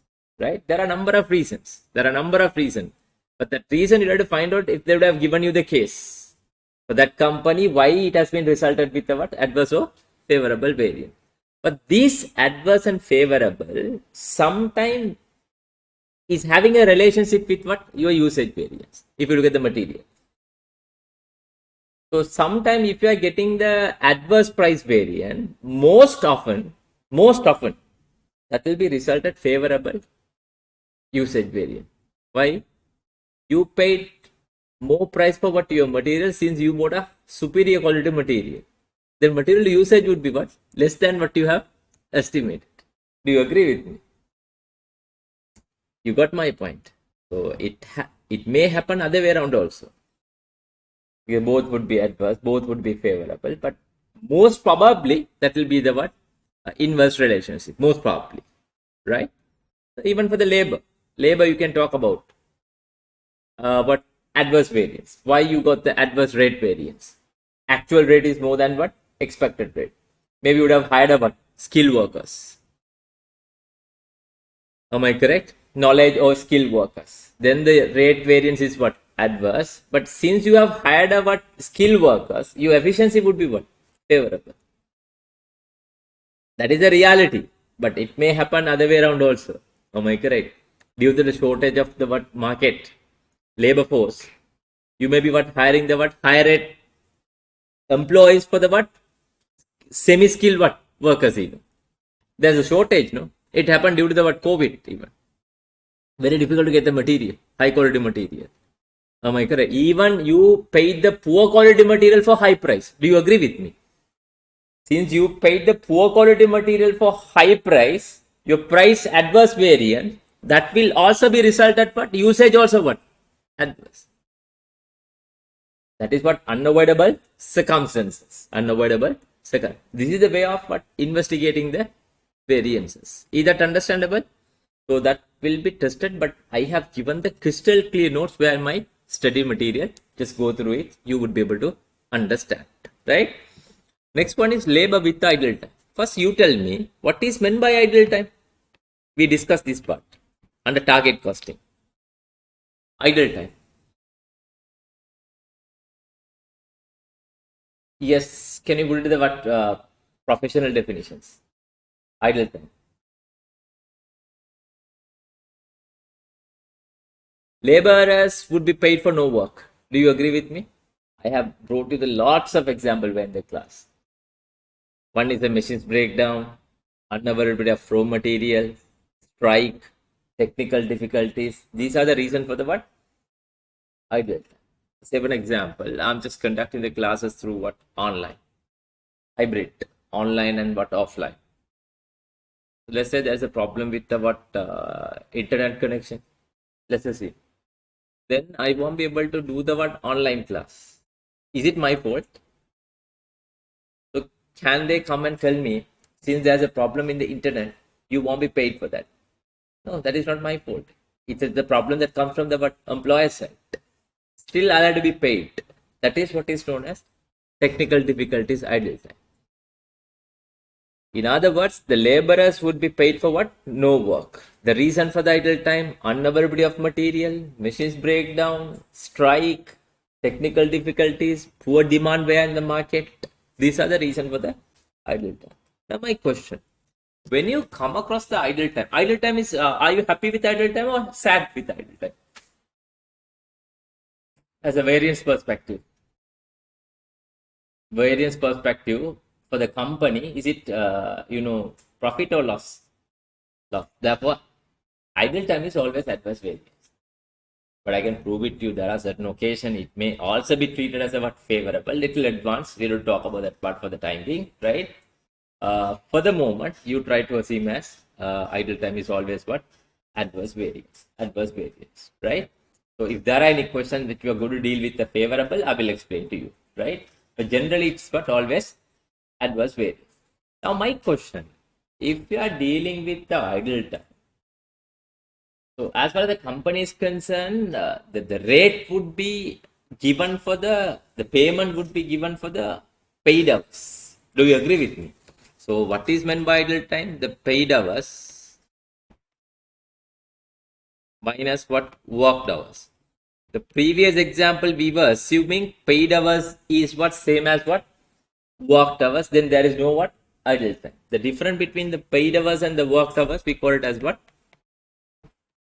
Idle time. The laborers anyway, they will be paid for paid hours. Am I correct? They will be given the payment for what? Paid hours. My question, whenever we are evaluating laborers' performances, productivity,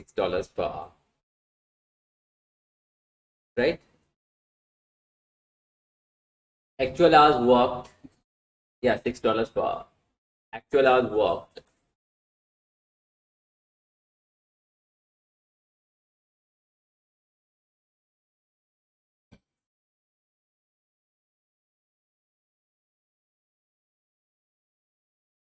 Actual hours worked. 5,000 hours. 5,000 hours. Right? Actual output. Actual output. 1,200 units.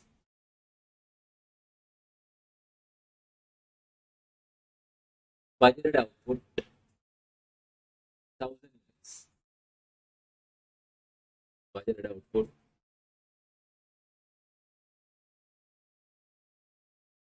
5,000 units. Priyanka, you are talking about the questions? Priyanka? Yeah, can you read me the questions again? Standard labor cost is $5 per hour. Right, okay. Standard labor cost is 2 hours at the rate of $5 per hour. $5 per hour. Next one is actual labor hours paid 10,000 hours at the rate of $6 per hour.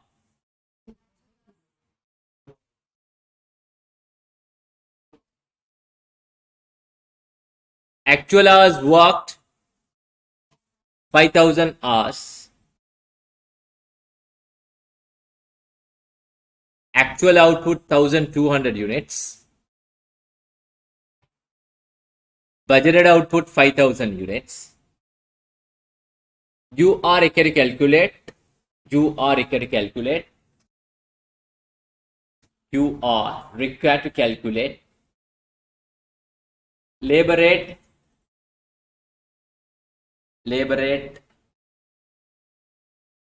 efficiency,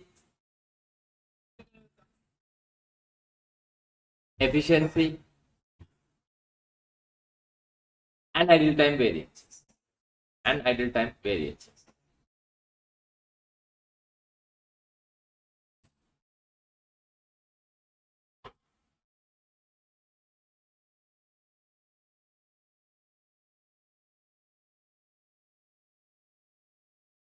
Can you try quickly?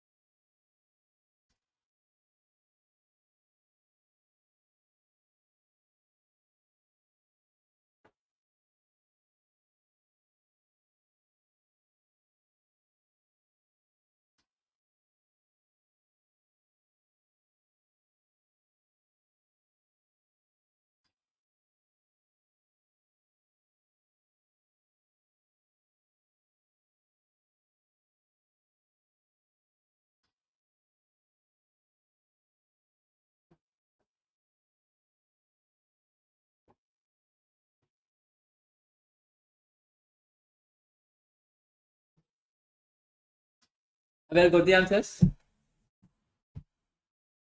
Right. What is the actual hours paid? Actual rate minus standard rate. Actual hours paid. What is the actual rate? What is the actual rate? $6. Standard rate?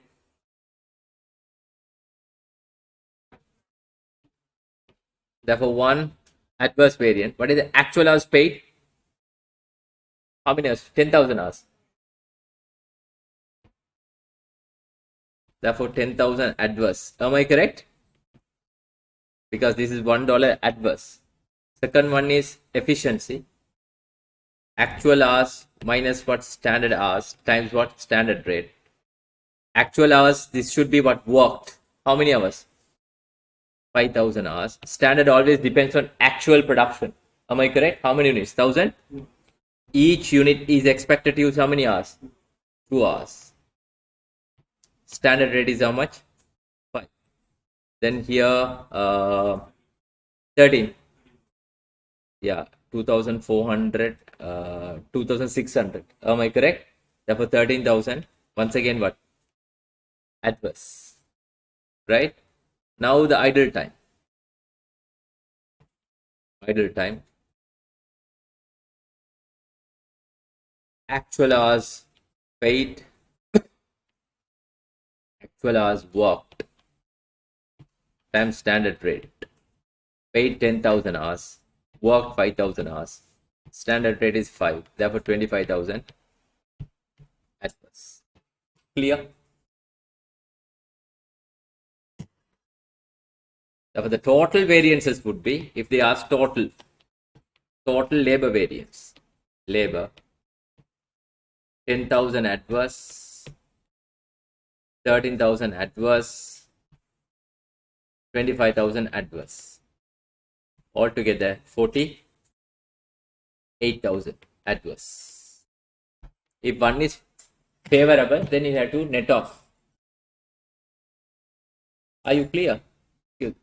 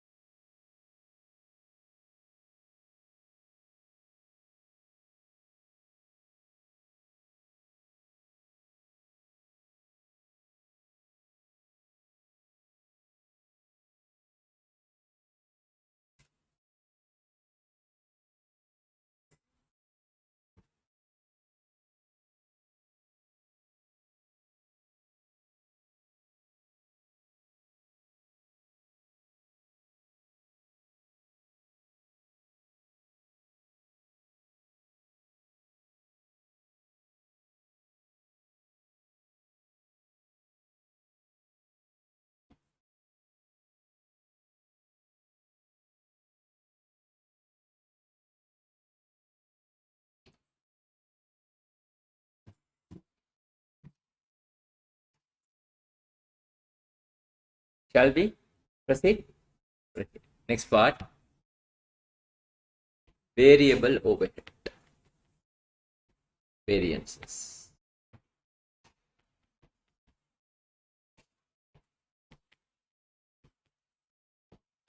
Variable overhead variances.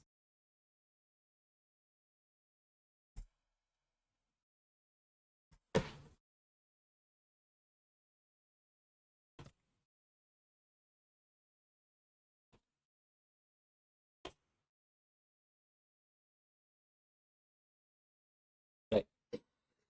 My first question. If you look at material, we do make the payment based on the kilograms, meter, liter, etc. Agree with me?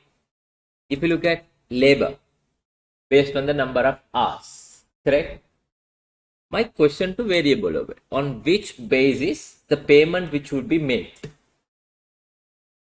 How are we going to make the payment for the variable overhead? There should be a base, no? Material na kilogram, meter, liter, etc. Am I correct? Labor na based on what? Number of hours. Variable overhead payment. No, make sure hereafter in management accounting, the variable overhead payment will be based on same as what labor hours. Therefore, variable overhead and the labor will come hand in hand. The way if there is a variable overhead, there should be a labor. Without having a what labor, you can't calculate the what variable. Therefore, please put a star mark and write variable overhead payment.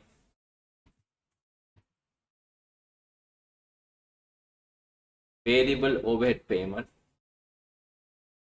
will be based on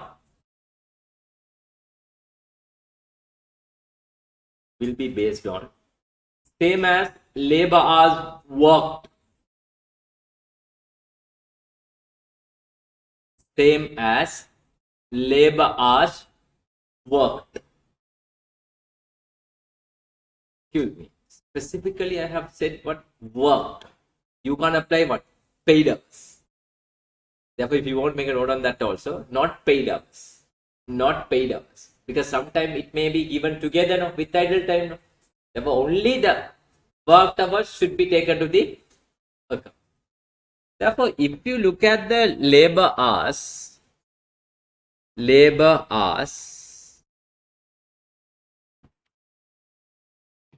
you look at the labor hours, that is common for labor and common for what? Variable overhead. But the rate is what different. You can't come with the same rate. If you come with the same rate, there is no difference between what?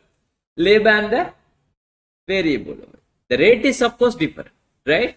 Therefore, if you look at the formula, actual hours times what? Actual rate, that is what? Variable overhead rate. Actual hours times what? Standard rate, that is also what? Variable overhead rate. Standard hours times what? Standard rate. These two we call it as what? Variable overhead expenditure. This is variable overhead efficiency. Variable overhead efficiency variance. Clear? Now, for this part, I'm going to explain with data. With data, that will help you to find out the standard hours for all the other part as well, material and labor, right? Take down the question. Okay.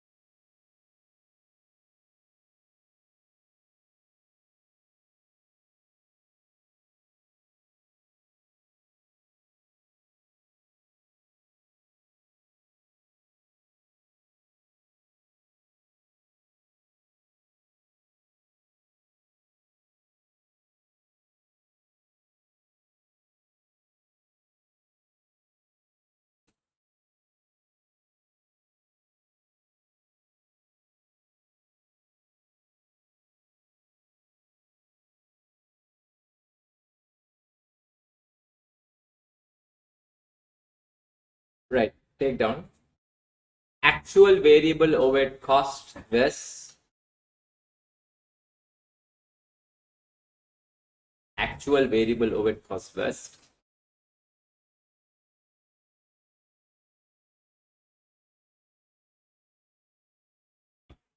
$95,000.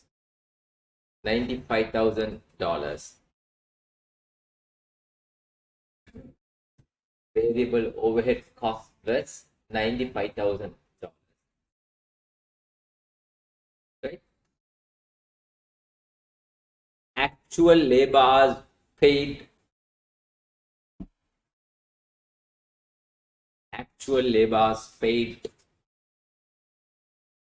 12,000 hours. actual labors worked,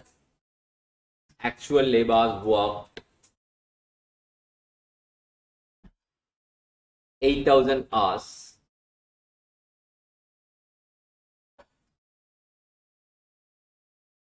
right?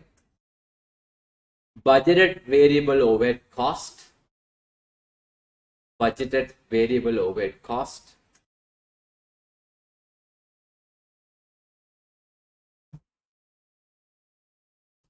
$100,000, $100,000,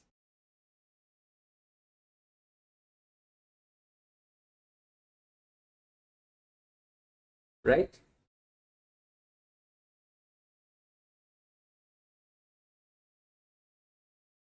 Budgeted output,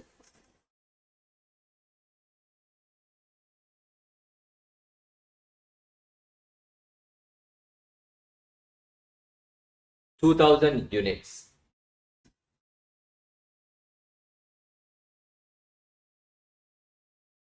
2,000 units. Budgeted labor hours,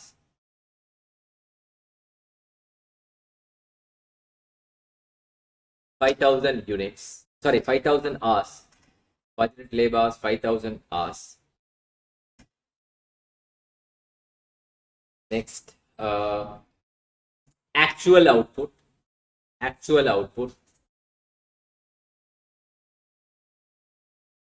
4,000 units. 4,000 units. You are required to calculate. You are required to calculate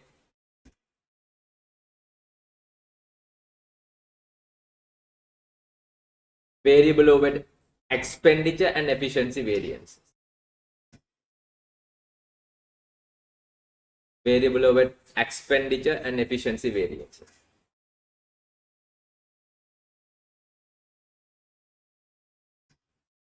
Can I try? I'll give you 2 minutes, then I will explain to you.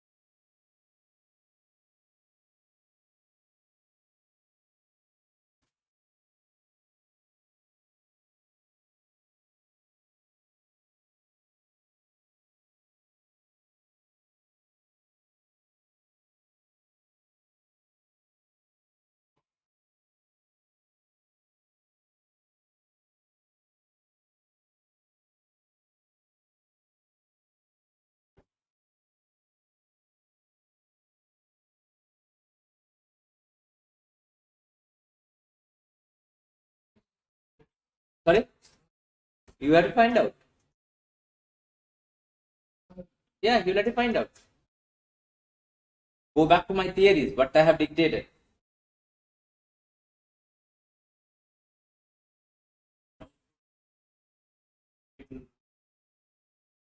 Budget variable cost is 100,000. I said 100,000.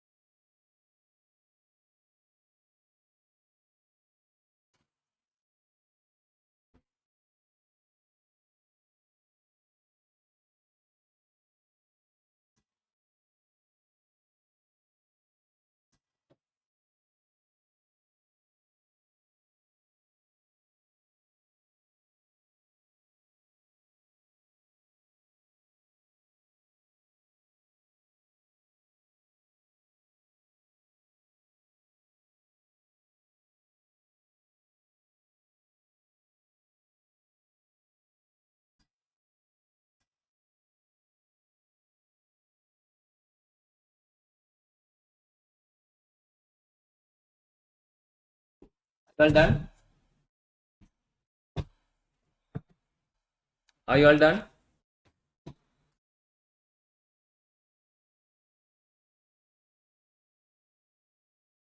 From online?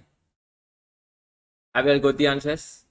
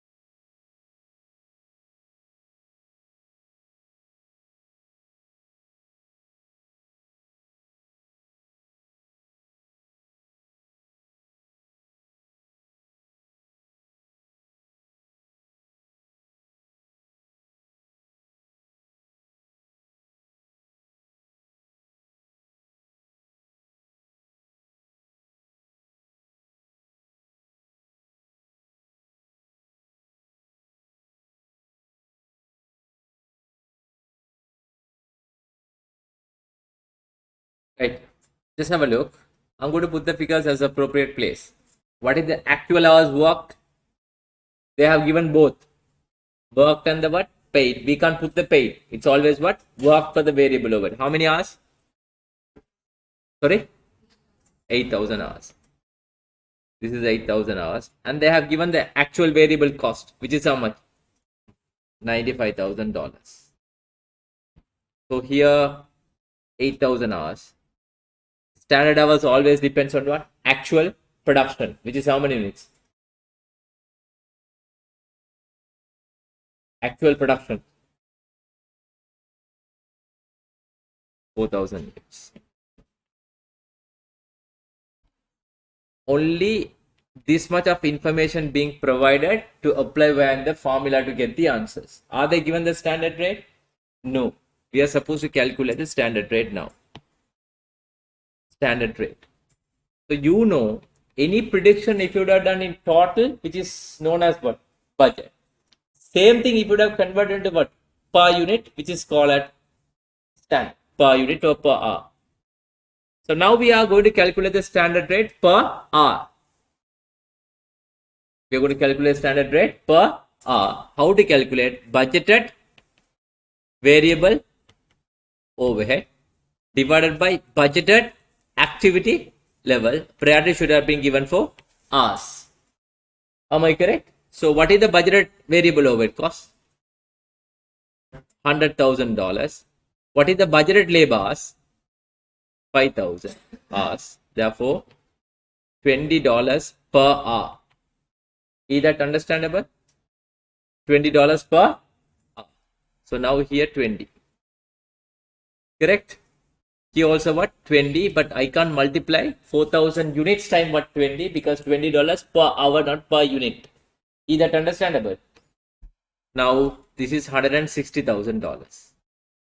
The difference is what? 65,000 favorable. Do you agree with me? Do you agree with me? Why do we say favorable? Actual cost is what? Less than estimated. Therefore favorable. Now you tell me how to calculate the standard hours here. How to calculate standard hours? Very good. Very good. Perfect answers. Perfect answer. If you look at budgeted output, what is the budgeted output? 2,000 units. What is the budgeted hours? 5,000. Any prediction, if you would have done in total, we call it as what? Budget. Same prediction, if you convert it to per unit, we call it as what? Standard. Now, 2000 units will require how many hours? 5000 hours. Then 1 unit will require how many hours? 2.5 hours. This is what is known as standard. Excuse me, ladies and gentlemen, just have a look. It is applicable not only for variable overhead, even for the material, same method. Even for the what? Labor, same method if the informations are what? Not provided. That's why I have declared the questions like this. You got my point. Now go back to my theory. Any prediction if you would have done in total, which is known as what? Budget. Same prediction if you convert to per unit, which is what? Standard. Now what is the standard hours? 2.5 hours is what? Standard hours. Now we found this is how much? 2.5.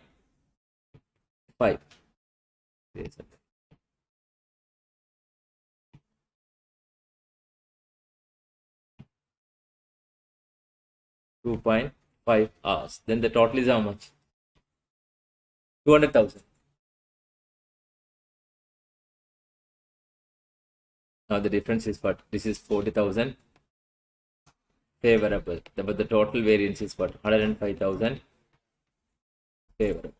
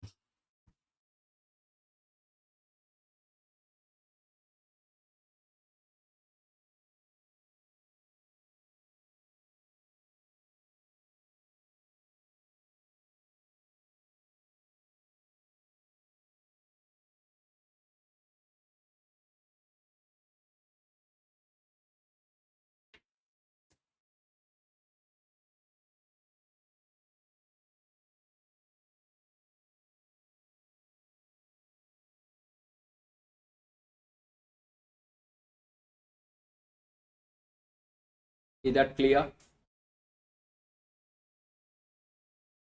But don't forget, very slowly, step by step, I'm explaining to you. I'm just giving the what? Broader knowledge with regard to the what? Standard costing. Because if you get a questions where in the exam, you can get the answers any sort of a questions from the basics.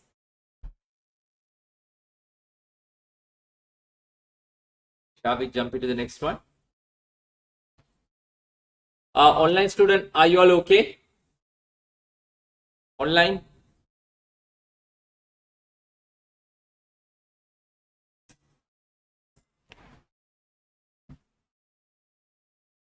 Umar, how about you?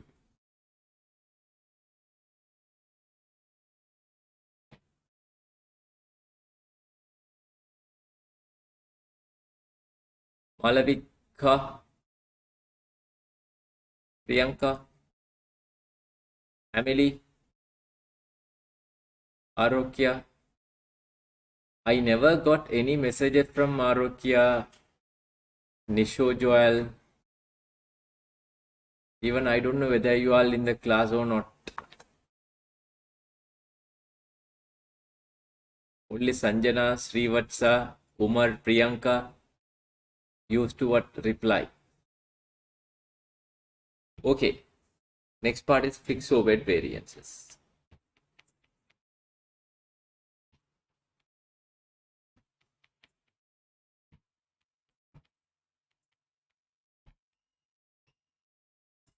Fixed overhead variances.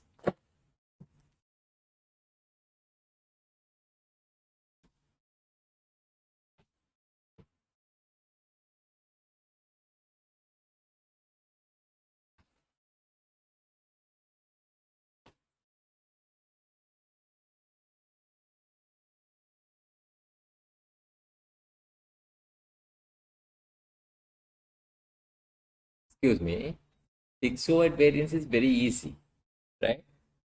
Because generally the fixed overhead will be identified in total.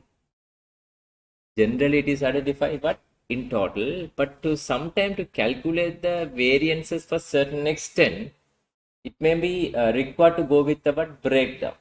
How to calculate fixed overhead variances? Actual fixed overhead,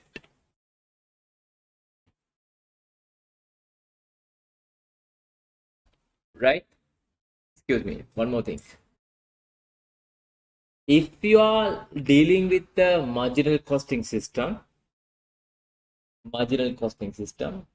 we don't calculate fixed overhead variances. It is not necessary because the emphasis will be on what contributes, sales minus only variable cost.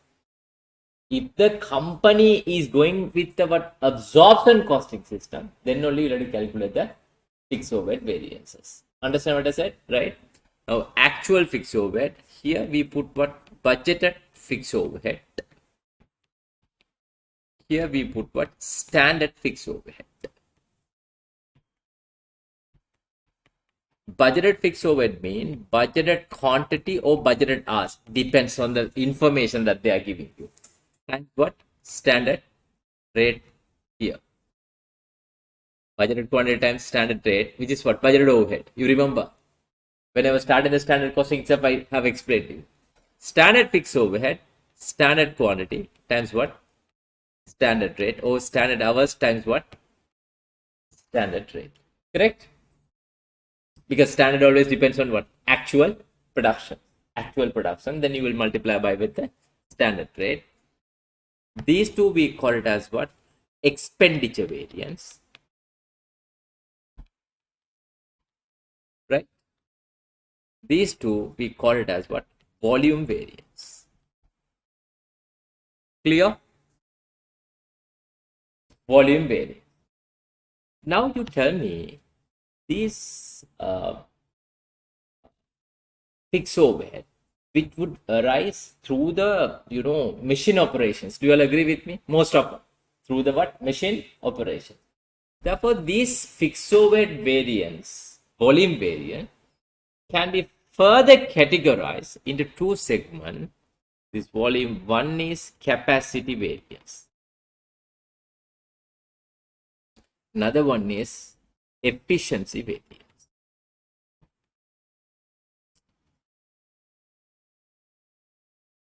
Efficiency variance.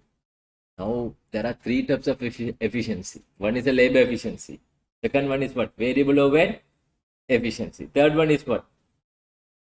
Sorry? Fixed overhead volume efficiency. All three are what? Independent. But don't forget, labor and variable overhead hours are come together. It will come what? Together. It will be applied what? Hand in hand. Right? So now we are going to calculate capacity variance. Capacity variance means the difference between actual hours, not the labor hours, machine hours, right? Actual hours minus budgeted hours times standard rate. Actual hours minus what? Standard hours times what? Standard rate. Standard rate means what? O A R. Standard rate is not O A R.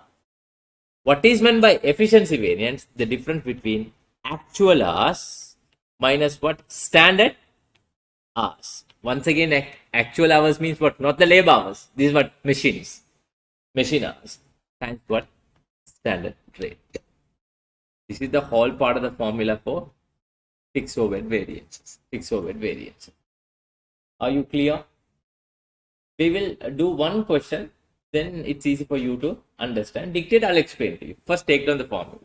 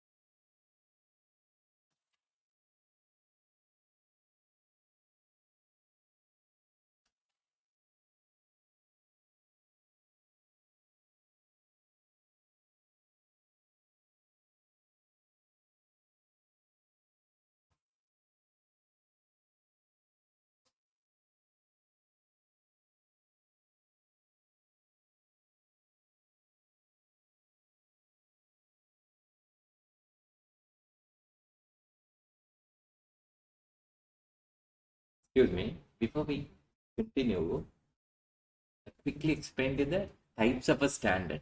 It's where in my study material, go through the notes, I'll explain quickly. That will be tested as an OTQ question, section A. That will be a question, most probably one questions.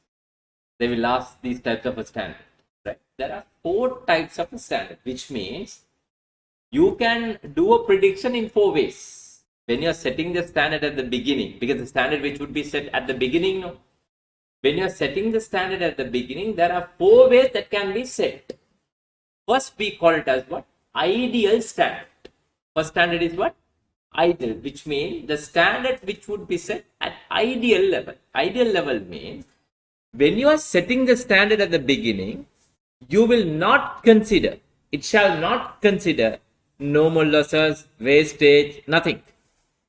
How? To make a shirt, you need a 2-meter fabric. 2-meter fabric. You tell me, when you're making a shirt, there are some part which has to be cut off. Do you agree with me? That is what inheritance part of the production process cannot be avoided. It is there. But ideal standard says what? No. 2-meter, entire 2-meter will be used to make a what shirt. Am I correct? Let's say you are filling the liquid into the bottle. Sometimes there will be a wastage. There will be what? Evaporations. Am I correct? But ideal standard says what? Don't consider anything. If you are buying 1 liter, entire 1 liter will be used. That is one type of a standard. There are some advantages, some drawbacks. That is the reason we say what? The standard which would be set at ideal level. It shall not consider the losses. It shall not consider the what? Even idle time. We don't consider the idle time. Labor, 10 hours, they will work 10 hours. There's no idle time. Some reality, we may come across with the word wastage. We may come across with the word idle time. Am I correct? Then it is always resulted most often adverse variance. It is always resulted with what? Adverse variance. But try to make sure the definition. Don't forget the definition. Definition only will be tested in the exam. Ideal standard. It's given where in my study material detail. What is meant by ideal standard? The standard which would be set ideal level. What is meant by ideal level? You will not consider the losses, breakdown time, right? Wastage, nothing. You would always consider with the ideal level. Inefficiency will not be what considered when you are setting the standard. But reality, you may be experiencing with the what? Adverse variances. That is all about what? Ideal standard. Now you think ideal is not good. We'll go for a what? Another advanced one, which is what? Attainable standard. Another name is achievable standard. It is completely opposite of what?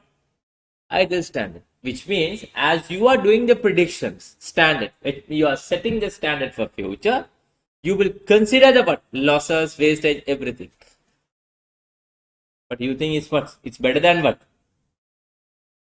No, we can't say it's better than the ideal standard.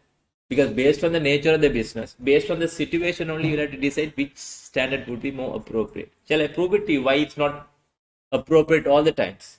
Let's say you predicted, because attainable or achievable standard means you will do the prediction with the inefficiencies. With the inefficiency, you will do a prediction. You predicted there will be an idle time of 10 hours here.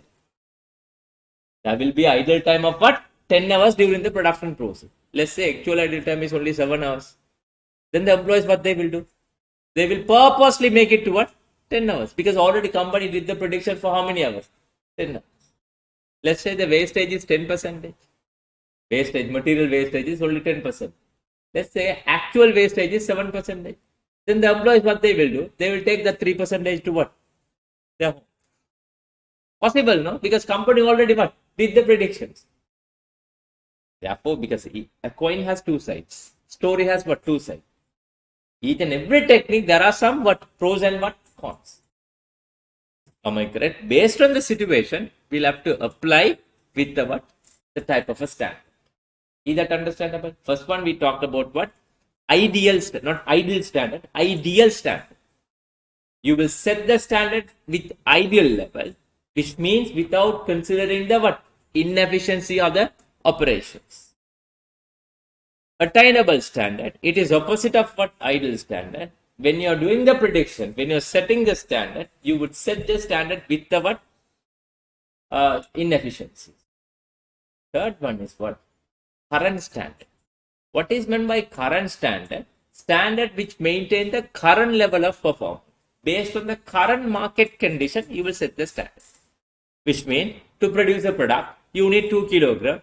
Current market price is $10. Then you say what? Every unit will require what? 2 kilo at the rate of what? $10.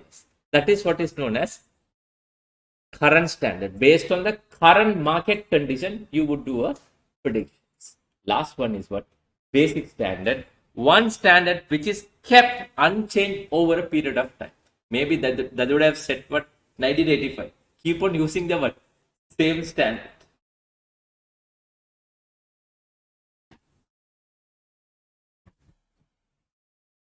You got my point. One standard that you set keep unchanged, that keep on using the same standard for longer period of time. That is what is known as basic standard. But the basic standard, it's okay for the startup companies. Startup companies, that is okay. But for the, in the modern business environment, you can't go with the basic standard, which you set what long time back. Maybe what 10 years back, you said what to produce a product, you need what 2 kilogram of what raw material. The price was what $10. But after 15 years also, you're going to use the what $10. Will it happen now? No. But for the startup company, they can go with the what?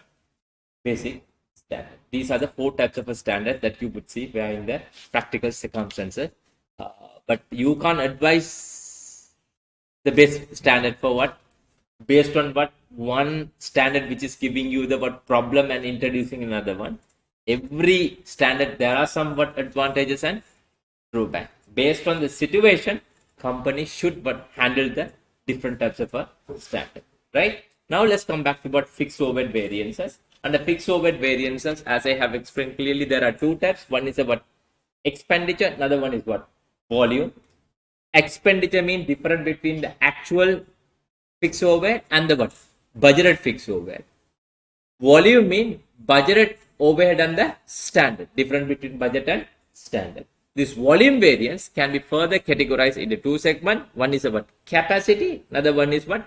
Efficiency. How to calculate capacity?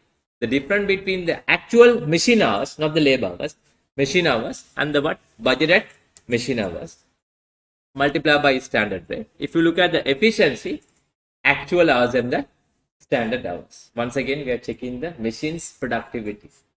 Machine's productivity. To produce a product, how many hours we have expected.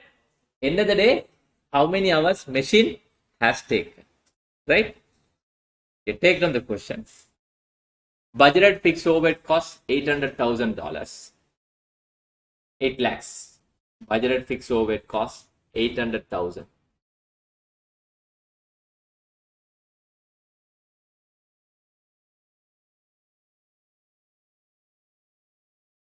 Budgeted fixed overhead 800,000. 8 lakhs.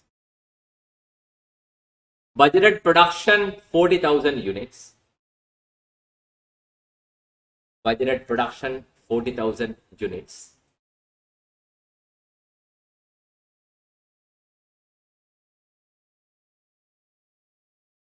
units. Right? 40,000 units. Budgeted labor hours.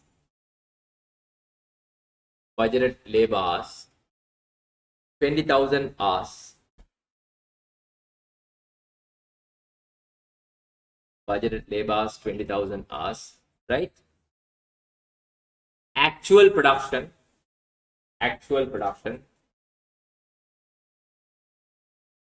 39,100 units. 39,100 units.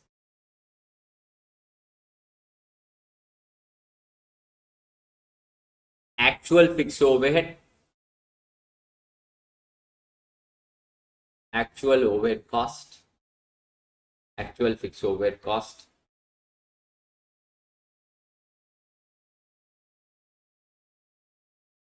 $790,000. $790,000. $790,000.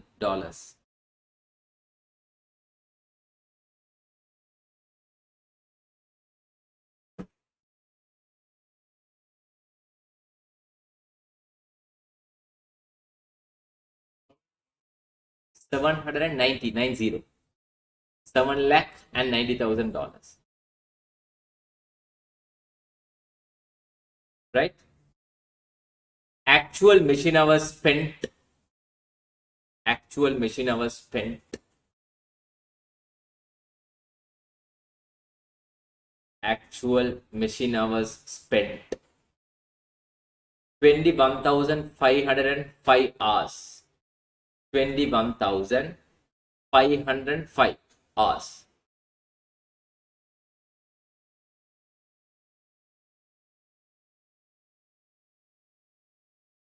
$21,505 hours. 505 hours.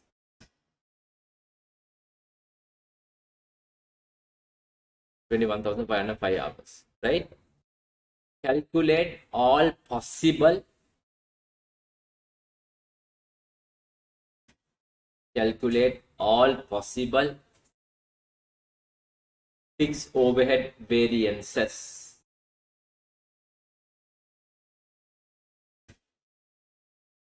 All possible fixed overhead variances.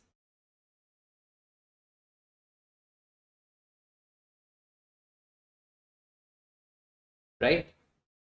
Right. Listen, I'm going to explain to you. Now, if you look at the formula, what is the actual fixed overhead? Let me know the actual fixed overhead. They have given in the question. How much? 790,000. I can put it as appropriate place. Correct? What is the budgeted fixed overhead? That's also given. 800,000. Now I can get the expenditure variance 10,000 favorable. Is that understandable? Is that understandable? Because actual fixed overhead is less than what we have estimated. Now standard fixed overhead. Standard always depends on actual production. Are they given the actual production? How many units? 39,100 units. Right? Are they given the standard rate? No. We'll have to calculate the standard rate now. How to calculate standard rate? Standard rate equal budgeted fixed overhead, right? Divided by budgeted activity level, which is what? Another name is what? OAR. Another name is what? OAR. Do you all agree with me? OAR equal budgeted overhead divided by budgeted activity level for the fixed overhead. So what is the budgeted fixed overhead? 800,000. Budgeted activity level. First priority should be given for labor hours output. Hours.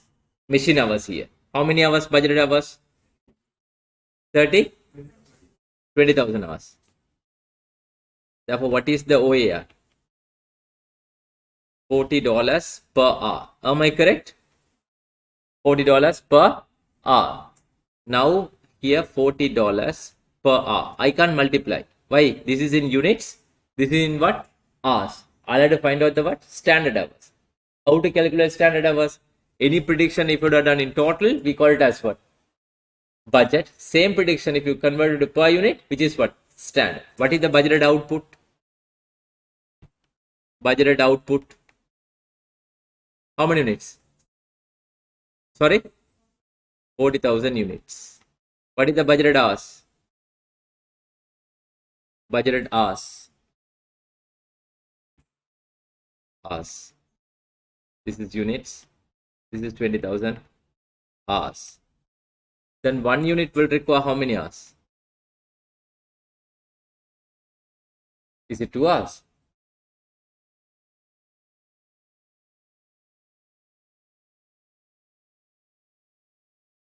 .40,000 unit will require 20,000 hours. Then 1 unit will require 2 hours. 0.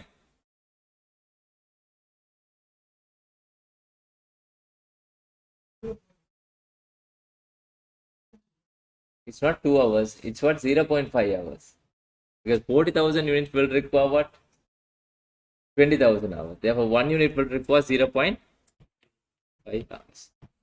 So here 0.5. 0.5. 20. How much? 39,100 times 0.5 times 40. These are working.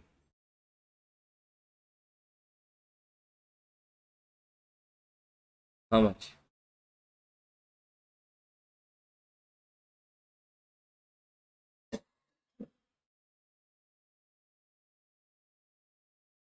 Seven hundred and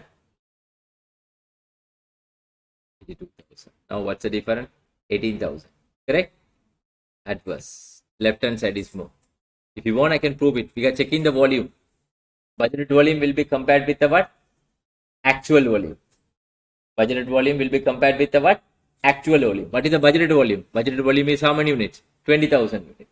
Actual volume is how many units? 39,100. Am I correct? Now, if you look at budgeted output, which you have found, how much budgeted output? So, budgeted output is 40,000 units.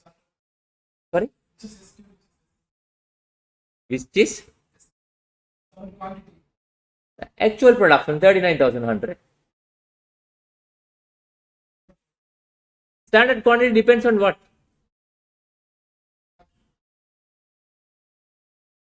This is not for the fixed overhead. It is applicable for all the variance calculation. From the started, we started the material, we started labor, we started the variable overhead, we started the fixed overhead. All standard quantity or standard hours depends on what?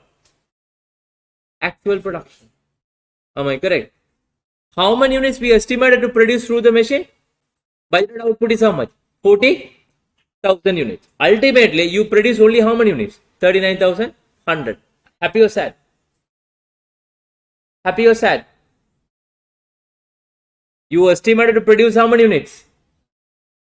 40,000 units from the machines. Budgeted output. How many units you have produced? Are you happy or sad? Sad, which is what? Adverse 18,000.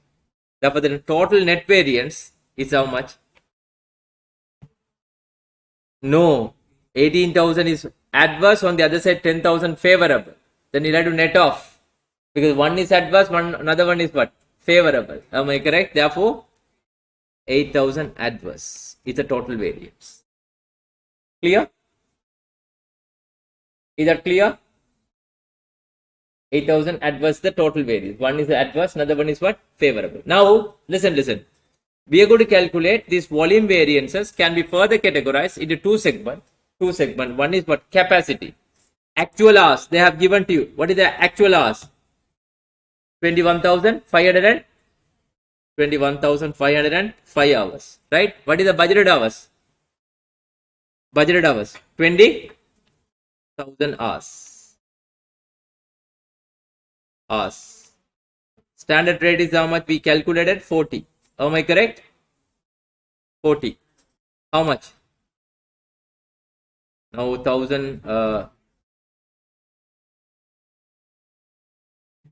21,505 minus then 1,505 times 40. Then how much? 60,200. You tell me adverse or favorable. Think and tell me whether what's the problem? You tell me the problem first. I can solve the problem. Excuse me. What's your problem? Standard hours we found 0.5. Yeah, 39,100 times what? 0.5. That is standard hours.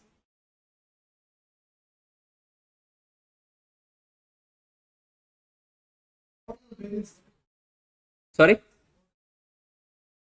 Right. Now, let me know what is this 60,200 adverse or favorable. Why?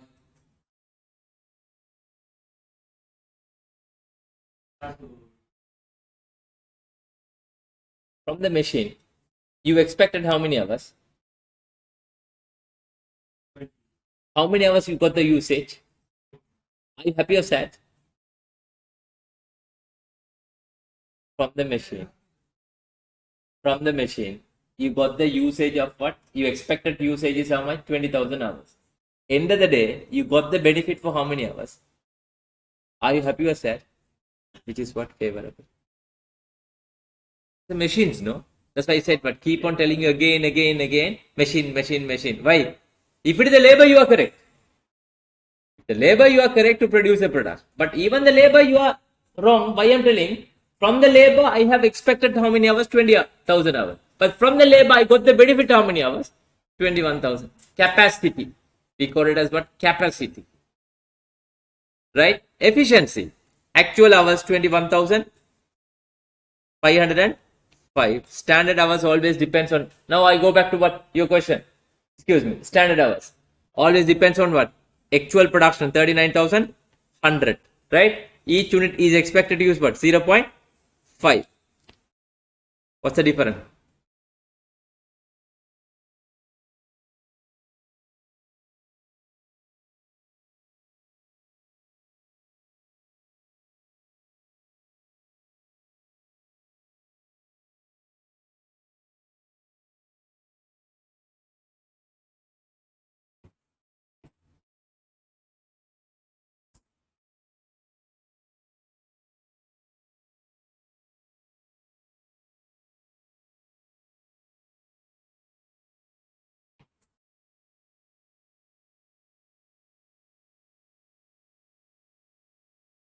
What is the difference?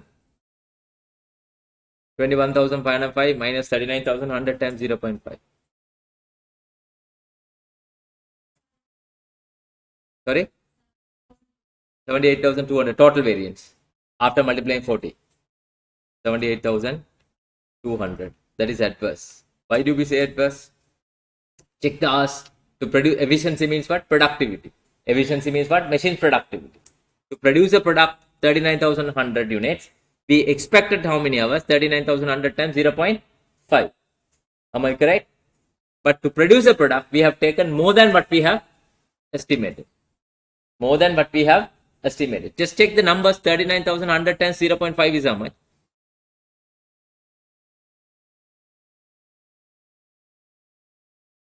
39,100 times 0.5. 19,550. Which means to produce a product, we expected how many hours? 19,550 hours. But to produce a product, we took it how many hours? 21,505, which is what? Adverse. Now, excuse me. Get me the difference on this. One is favorable, one is what? Adverse. Therefore, you'll have to be net off. What is the net off amount?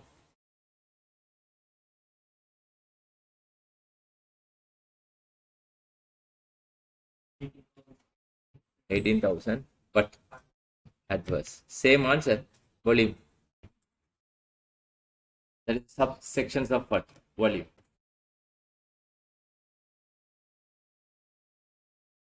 Are you clear? Shall I give you one more question?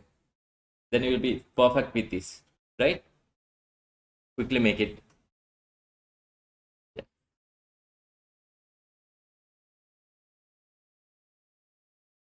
Take down the question. Budgeted fixed overhead. Budgeted fixed overhead.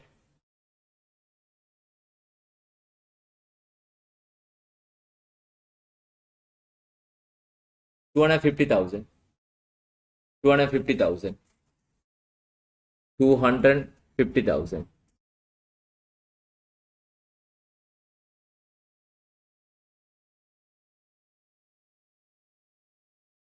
Actual fixed overhead 210,000. 210,000.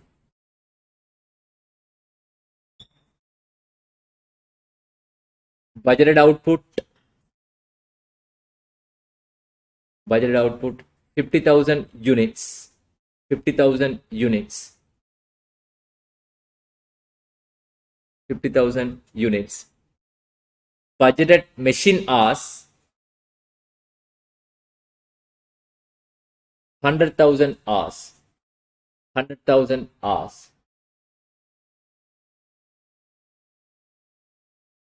Right? Actual output 44,000 units.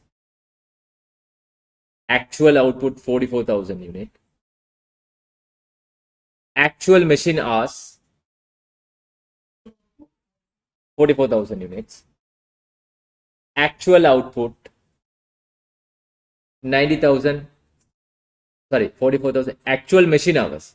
Actual machine hours 90,000 hours. 90,000 hours. Right?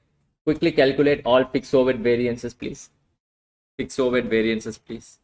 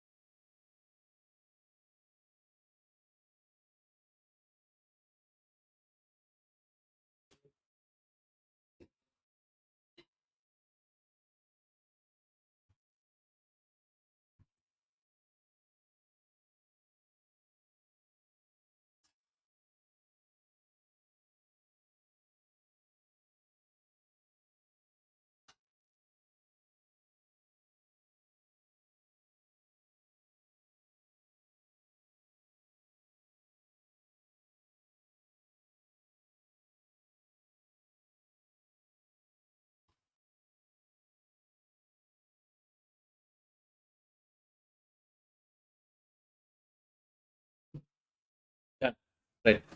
Shall we double check?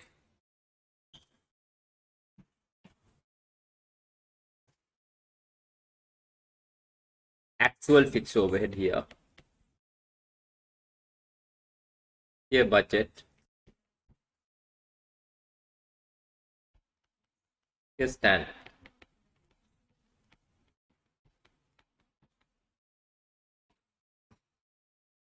Standard hours times what? Standard rate, or standard quantity times what? Standard rate, or OAR. Right? So what is the actual fixed overhead? 210,000. $210,000. Budgeted fixed overhead? 250,000. Therefore, expenditure 40,000 favorable. Agree with me? 40,000 favorable, right? Let's calculate the volume variance. So in order to calculate the volume variance, first of all, we have to find out the standard quantity, correct? Standard quantity always depends on what? Actual production. What is the actual production? 44,000 units. Are they given the standard rate? No, we'll have to calculate the standard rate. Standard rate equal OAR, budgeted fixed overhead, divided by budgeted labor, or sorry, machine hours. What is the budgeted fixed overhead? 250,000. Budgeted machine hours, how much? Sorry, 100,000 hours, no?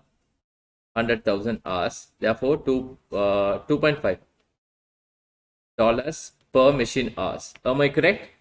Now you know this is what? $2.5 per machine hours. I can't multiply these two. I'll have to convert the units into what? Hours. How to convert? You know the budgeted output. What is the budgeted output? You know the budgeted output. Budgeted output, how many units? 50,000 units. What is the budgeted hours?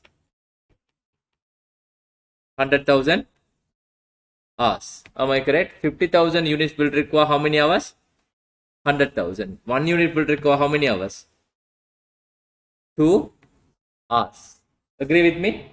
50,000 units will require 100,000 hours. Therefore, 1 unit will require how many hours? 2 hours. Now, what is the total of standard fixed overhead? Standard fixed overhead total? Sorry?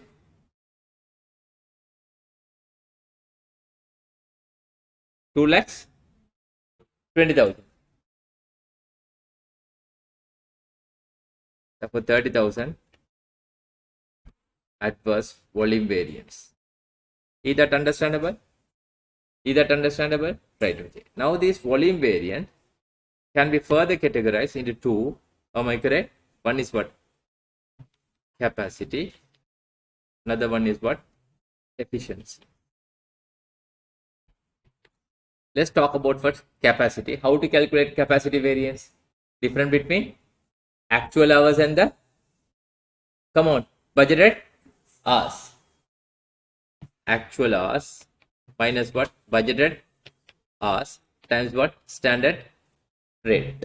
What is the actual hours? 90,000 hours. What is the budgeted hours? What is the budgeted hours? Sorry? 100,000 hours. Now, standard rate is how much we calculated? 2.5. 2.5. Correct? Now, the difference is what? 10,000. Therefore, 25,000. 25,000. Let me know whether this is what? Adverse or favorable? From the machine, you have expected how much? 100,000. Am I correct? From the machine, you have expected 100,000 hours. But from the machine, you got the usage only how many hours? 90,000. Happy or sad? Happy or sad? Sad, which is what? Adverse. Which is what? Adverse. Now let's calculate the efficiency variance. Efficiency. The difference between the actual hours and the standard hours. Actual hours minus what? Standard hours times what? Standard rate. Correct? What is the actual hours? 90,000 hours. Standard hours always depends on actual production, which is what, 44,000 units times what, 2 hours, correct? Times standard rate of how much? 2.5. So this is what, 88,000. Am I correct? 88,000. Difference is what? 2,000. 2,000 times 2.5 is how much? 5,000. Adverse or favorable? To produce a product, how many hours you have expected?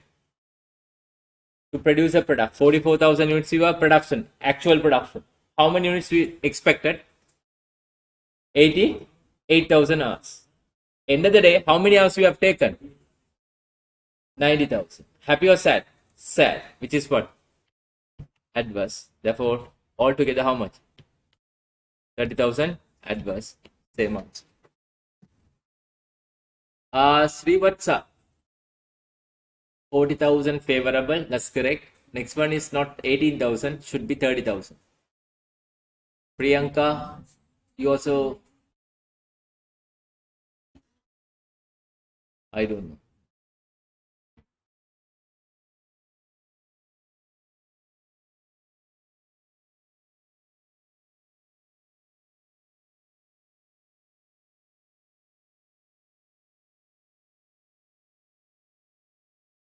Okay, Priyanka. That's why I'm just wondering the time. I just checked the time. Have you all got the same answer?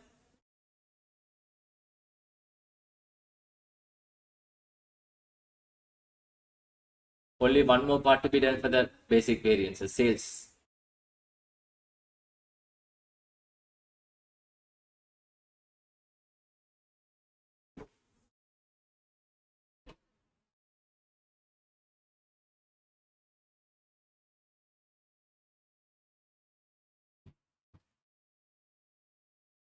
Shall we move on?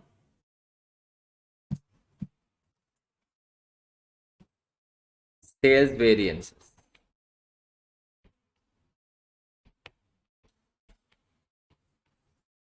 Sales variances, right? Sales, there are two types because first you have to tell me sales is opposite of cost. Agree with me? If actual income is more than the expected income, are you happy or sad? Actual revenue is more than the expected revenue, happy or sad? Happy, which is what? Favorable. Therefore, if left hand side is more, if actual is more, which is what? Favorable, not the adverse. Is that clear? These sales variances, there are two types. One is a sales price or selling price. Sales price or selling price. Selling price variance, right? Another one is what? Sales volume variance. That we call it as what? Profit variance. Profit variance. What is meant by sales price variance? Very straightforward. The difference between actual selling price and the what? Standard what? Selling price. What is the actual selling price? What is the standard selling price? Then you will find out the variance for 1 unit. Agree with me?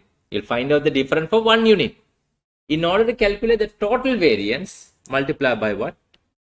Actual quantity sold. It's sold.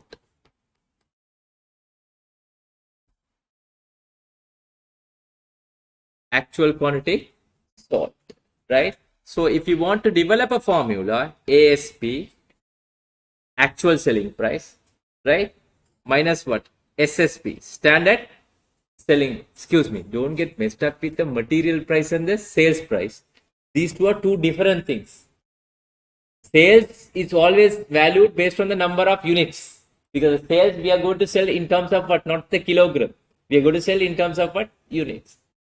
Therefore, sales price variance is one part, material price variance is what? Another part. Those two are two different things, right?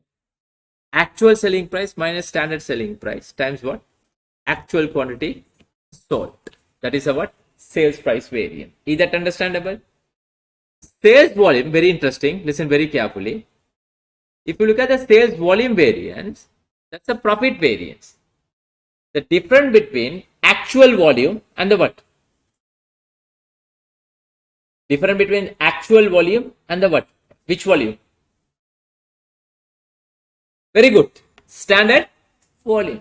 The difference between the actual volume and the standard volume. My question. Standard depends on what?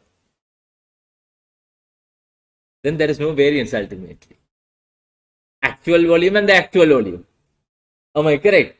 Therefore, since we are going to calculate the variance in terms of total, we won't apply the standard quantity. Here, we will apply the volume difference between the budgeted volume and the actual volume. Then actual quantity sold, actual quantity sold minus what? Budgeted quantity sold.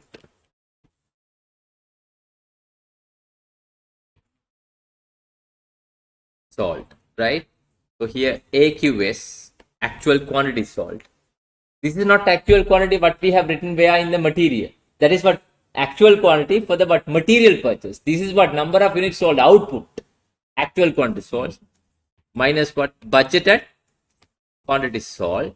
But this should be valued in terms of what profit. If the company uses marginal costing system, standard contribution margin, standard contributions margin. If the company use absorption costing system, this is for marginal costing. Marginal costing. Absorption costing, then standard profit margin. Profit margin, right? Therefore, AQS minus BQS multiplied by SCM, standard contribution margin, or SPM, standard profit margin. Clear? How to calculate standard profit or contribution margin? Standard selling price, standard what? Selling price, right? Minus standard what? Direct material cost, minus standard what? Direct labor cost, minus standard what? Variable overhead. Then you will be getting what? Standard contribution margin. From that, if you remove the what? O, A, R, then what? Standard profit margin. Whether to go with the standard profit margin or contribution margin depends on the question whether the company uses what? Marginal costing system or absorption costing system. Is that understandable? Formula, can you take down quickly?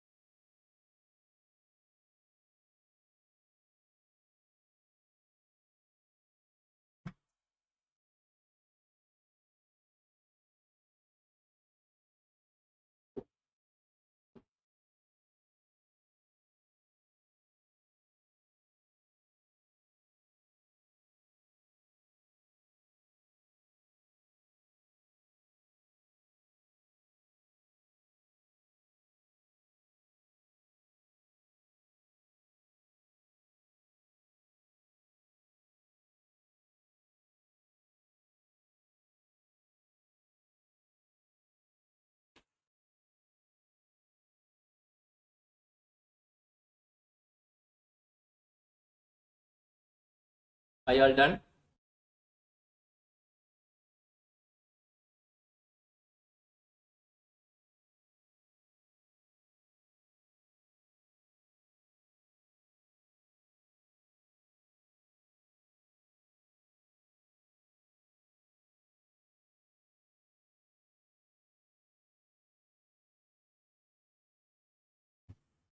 Shall I dictate you small questions?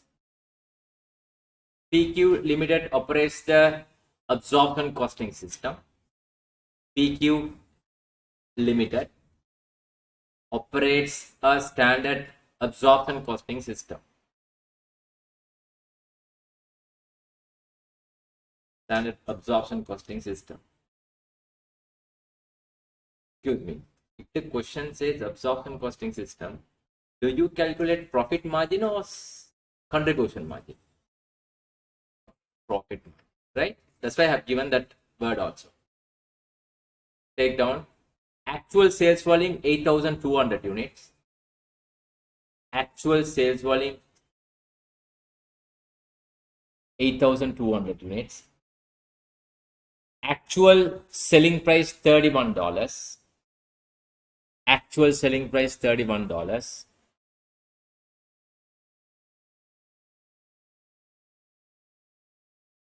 Actual selling price $31. Actual variable cost $10 per unit. I'll repeat. Actual sales volume 8,200. Actual selling price $31. Actual variable cost $10. Right? Actual fixed overhead 37,000.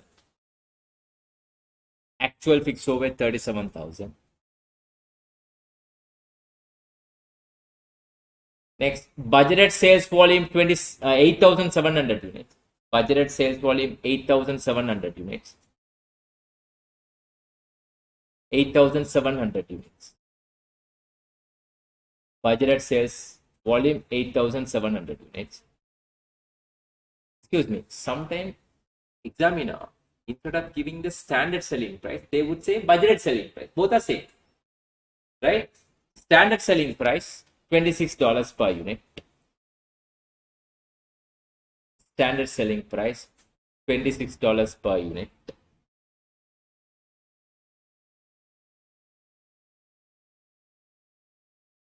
$26 per unit.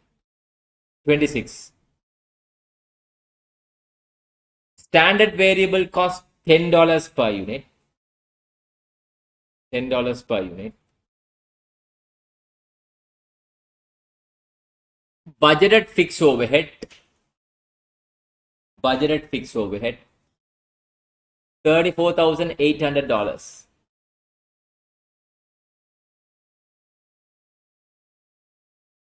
Right? Requirement. Calculate $34,800.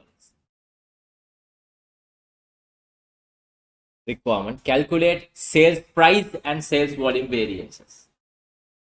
Sales price and sales volume variances.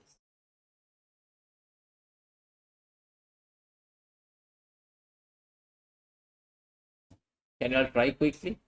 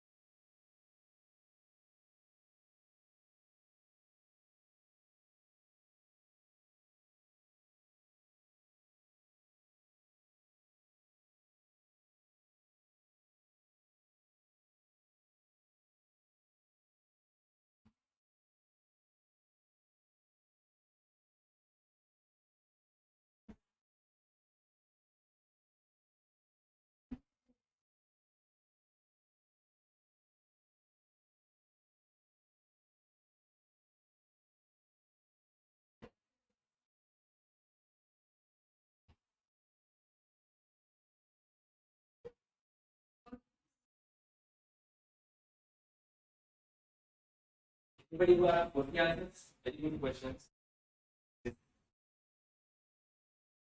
It's consisting lots couple of but working. Right, okay. Let's find out first sales price variant. It's very easy. Selling price variance. Price. Actual selling price minus what? Standard selling price times what? Actual quantity sold. Right? What is the actual selling price? 31. 31. Standard selling price? 36. 26. Now, first you tell me, are you happy or sad with the price? You estimated that you are going to sell for $26.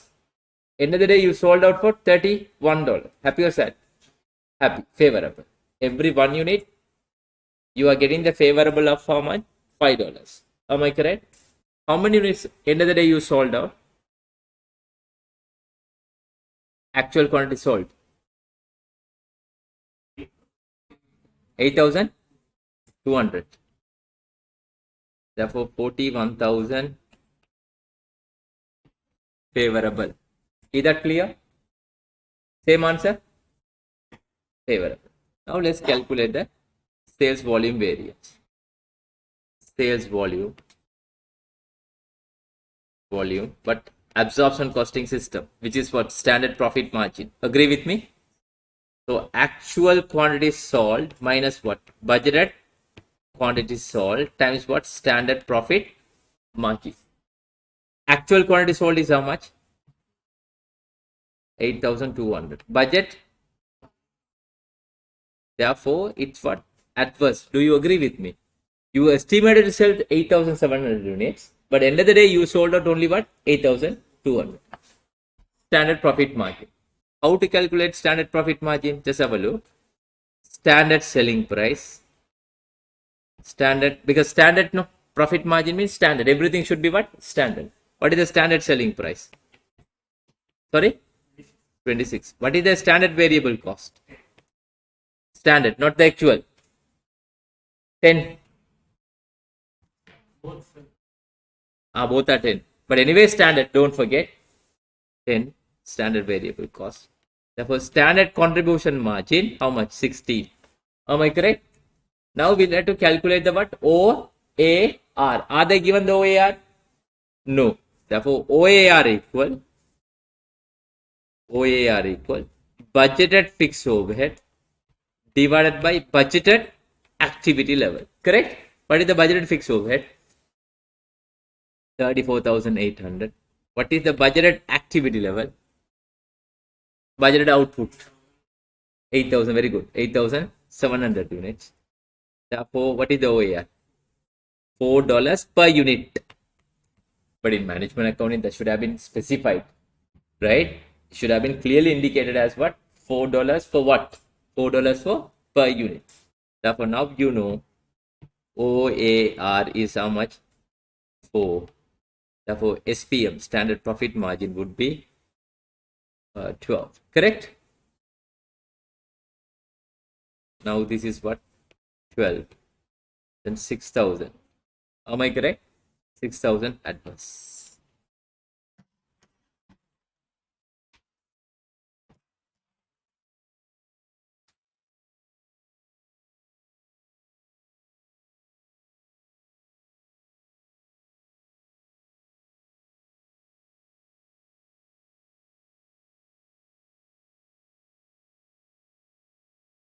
Any questions?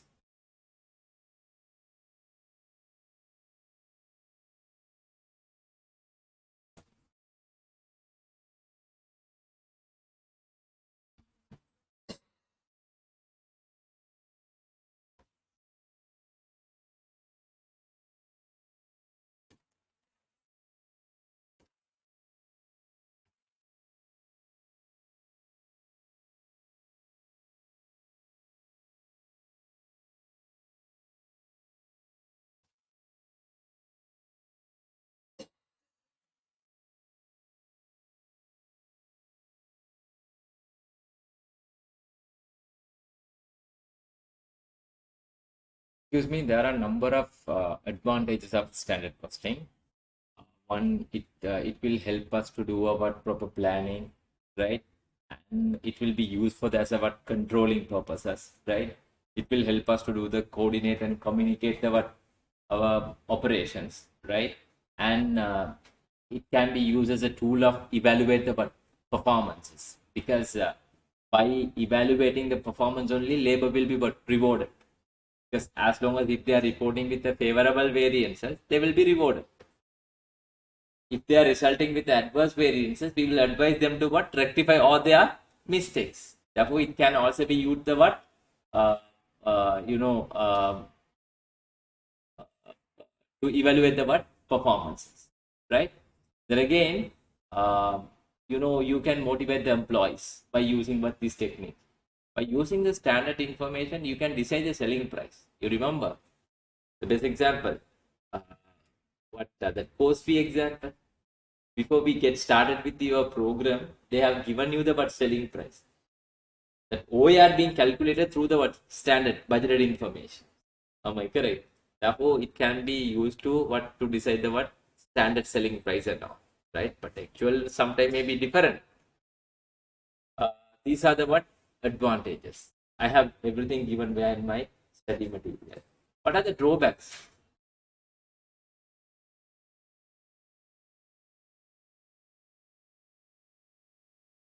One is difficult to set the standard in dynamic environment, because changes are taking place rapidly. But the today's estimation, because the standard which you would set for at least for 1 year, because you do set the standard at the beginning, the end only you will be comparing with the actual.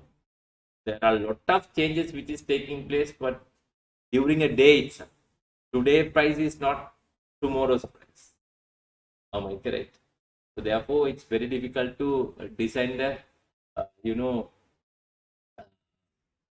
set the standard for the dynamic environment, right? Not, but even though if it is not suited, we'll have to prepare for the certain reasons, and sometimes it will prevent the company for the continuous improvement. Continuous improvement comes from the total quality management. Do you remember that? It comes from the total quality management. It will prevent. Why do we say it will prevent?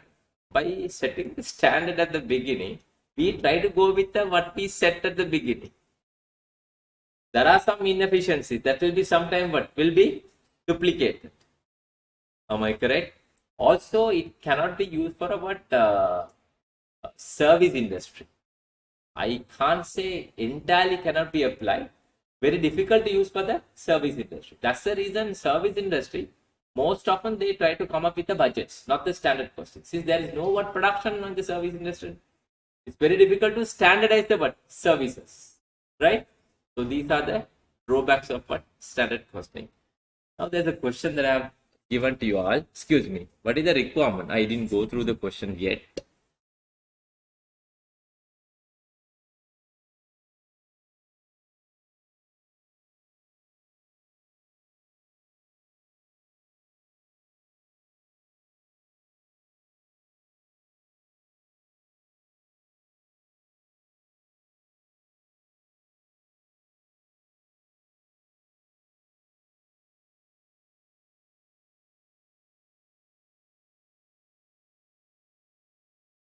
Excuse me.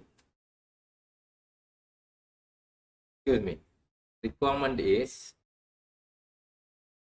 there's no variable overhead variances. Only we have fixed overhead, right? Material variances. Excuse me. There are two types of material. Material A and B. Material A price variance. Material A usage variance. Material B price variance, usage variance. Next one is labor, rate variance, efficiency variance, right? Third one is there's no variable overhead, fixed overhead expenditure, volume. Next one is sales price and sales volume. You'll have to calculate all the variances. You'll have to calculate all the variances. Then we'll have to prepare the reconciliation statement between the actual profit to budgeted profit. If it is a marginal costing system, actual contribution to budgeted contribution. Shall we make it as a homework? The reconciliation I will be explaining, but anyway, I'm going to do the questions once again. What tomorrow's class? After completion of this question, we'll be starting the advanced variance because this is the requirement is calculating all possible variances. Please try at home and come for the classes. So then we can double check your answers. Then I can explain you the reconciliation statement. Right? Shall we wind up the session? Thank you very much. See you tomorrow, same time, 8 o'clock. Don't get late. Every day you are getting late. They told me to not to allow for the classes the people who are joining for what? After 15 minutes time. But I told them no problem. That is the advice which I was given by the management. Don't take the students for the people who are coming late. Thank you very much.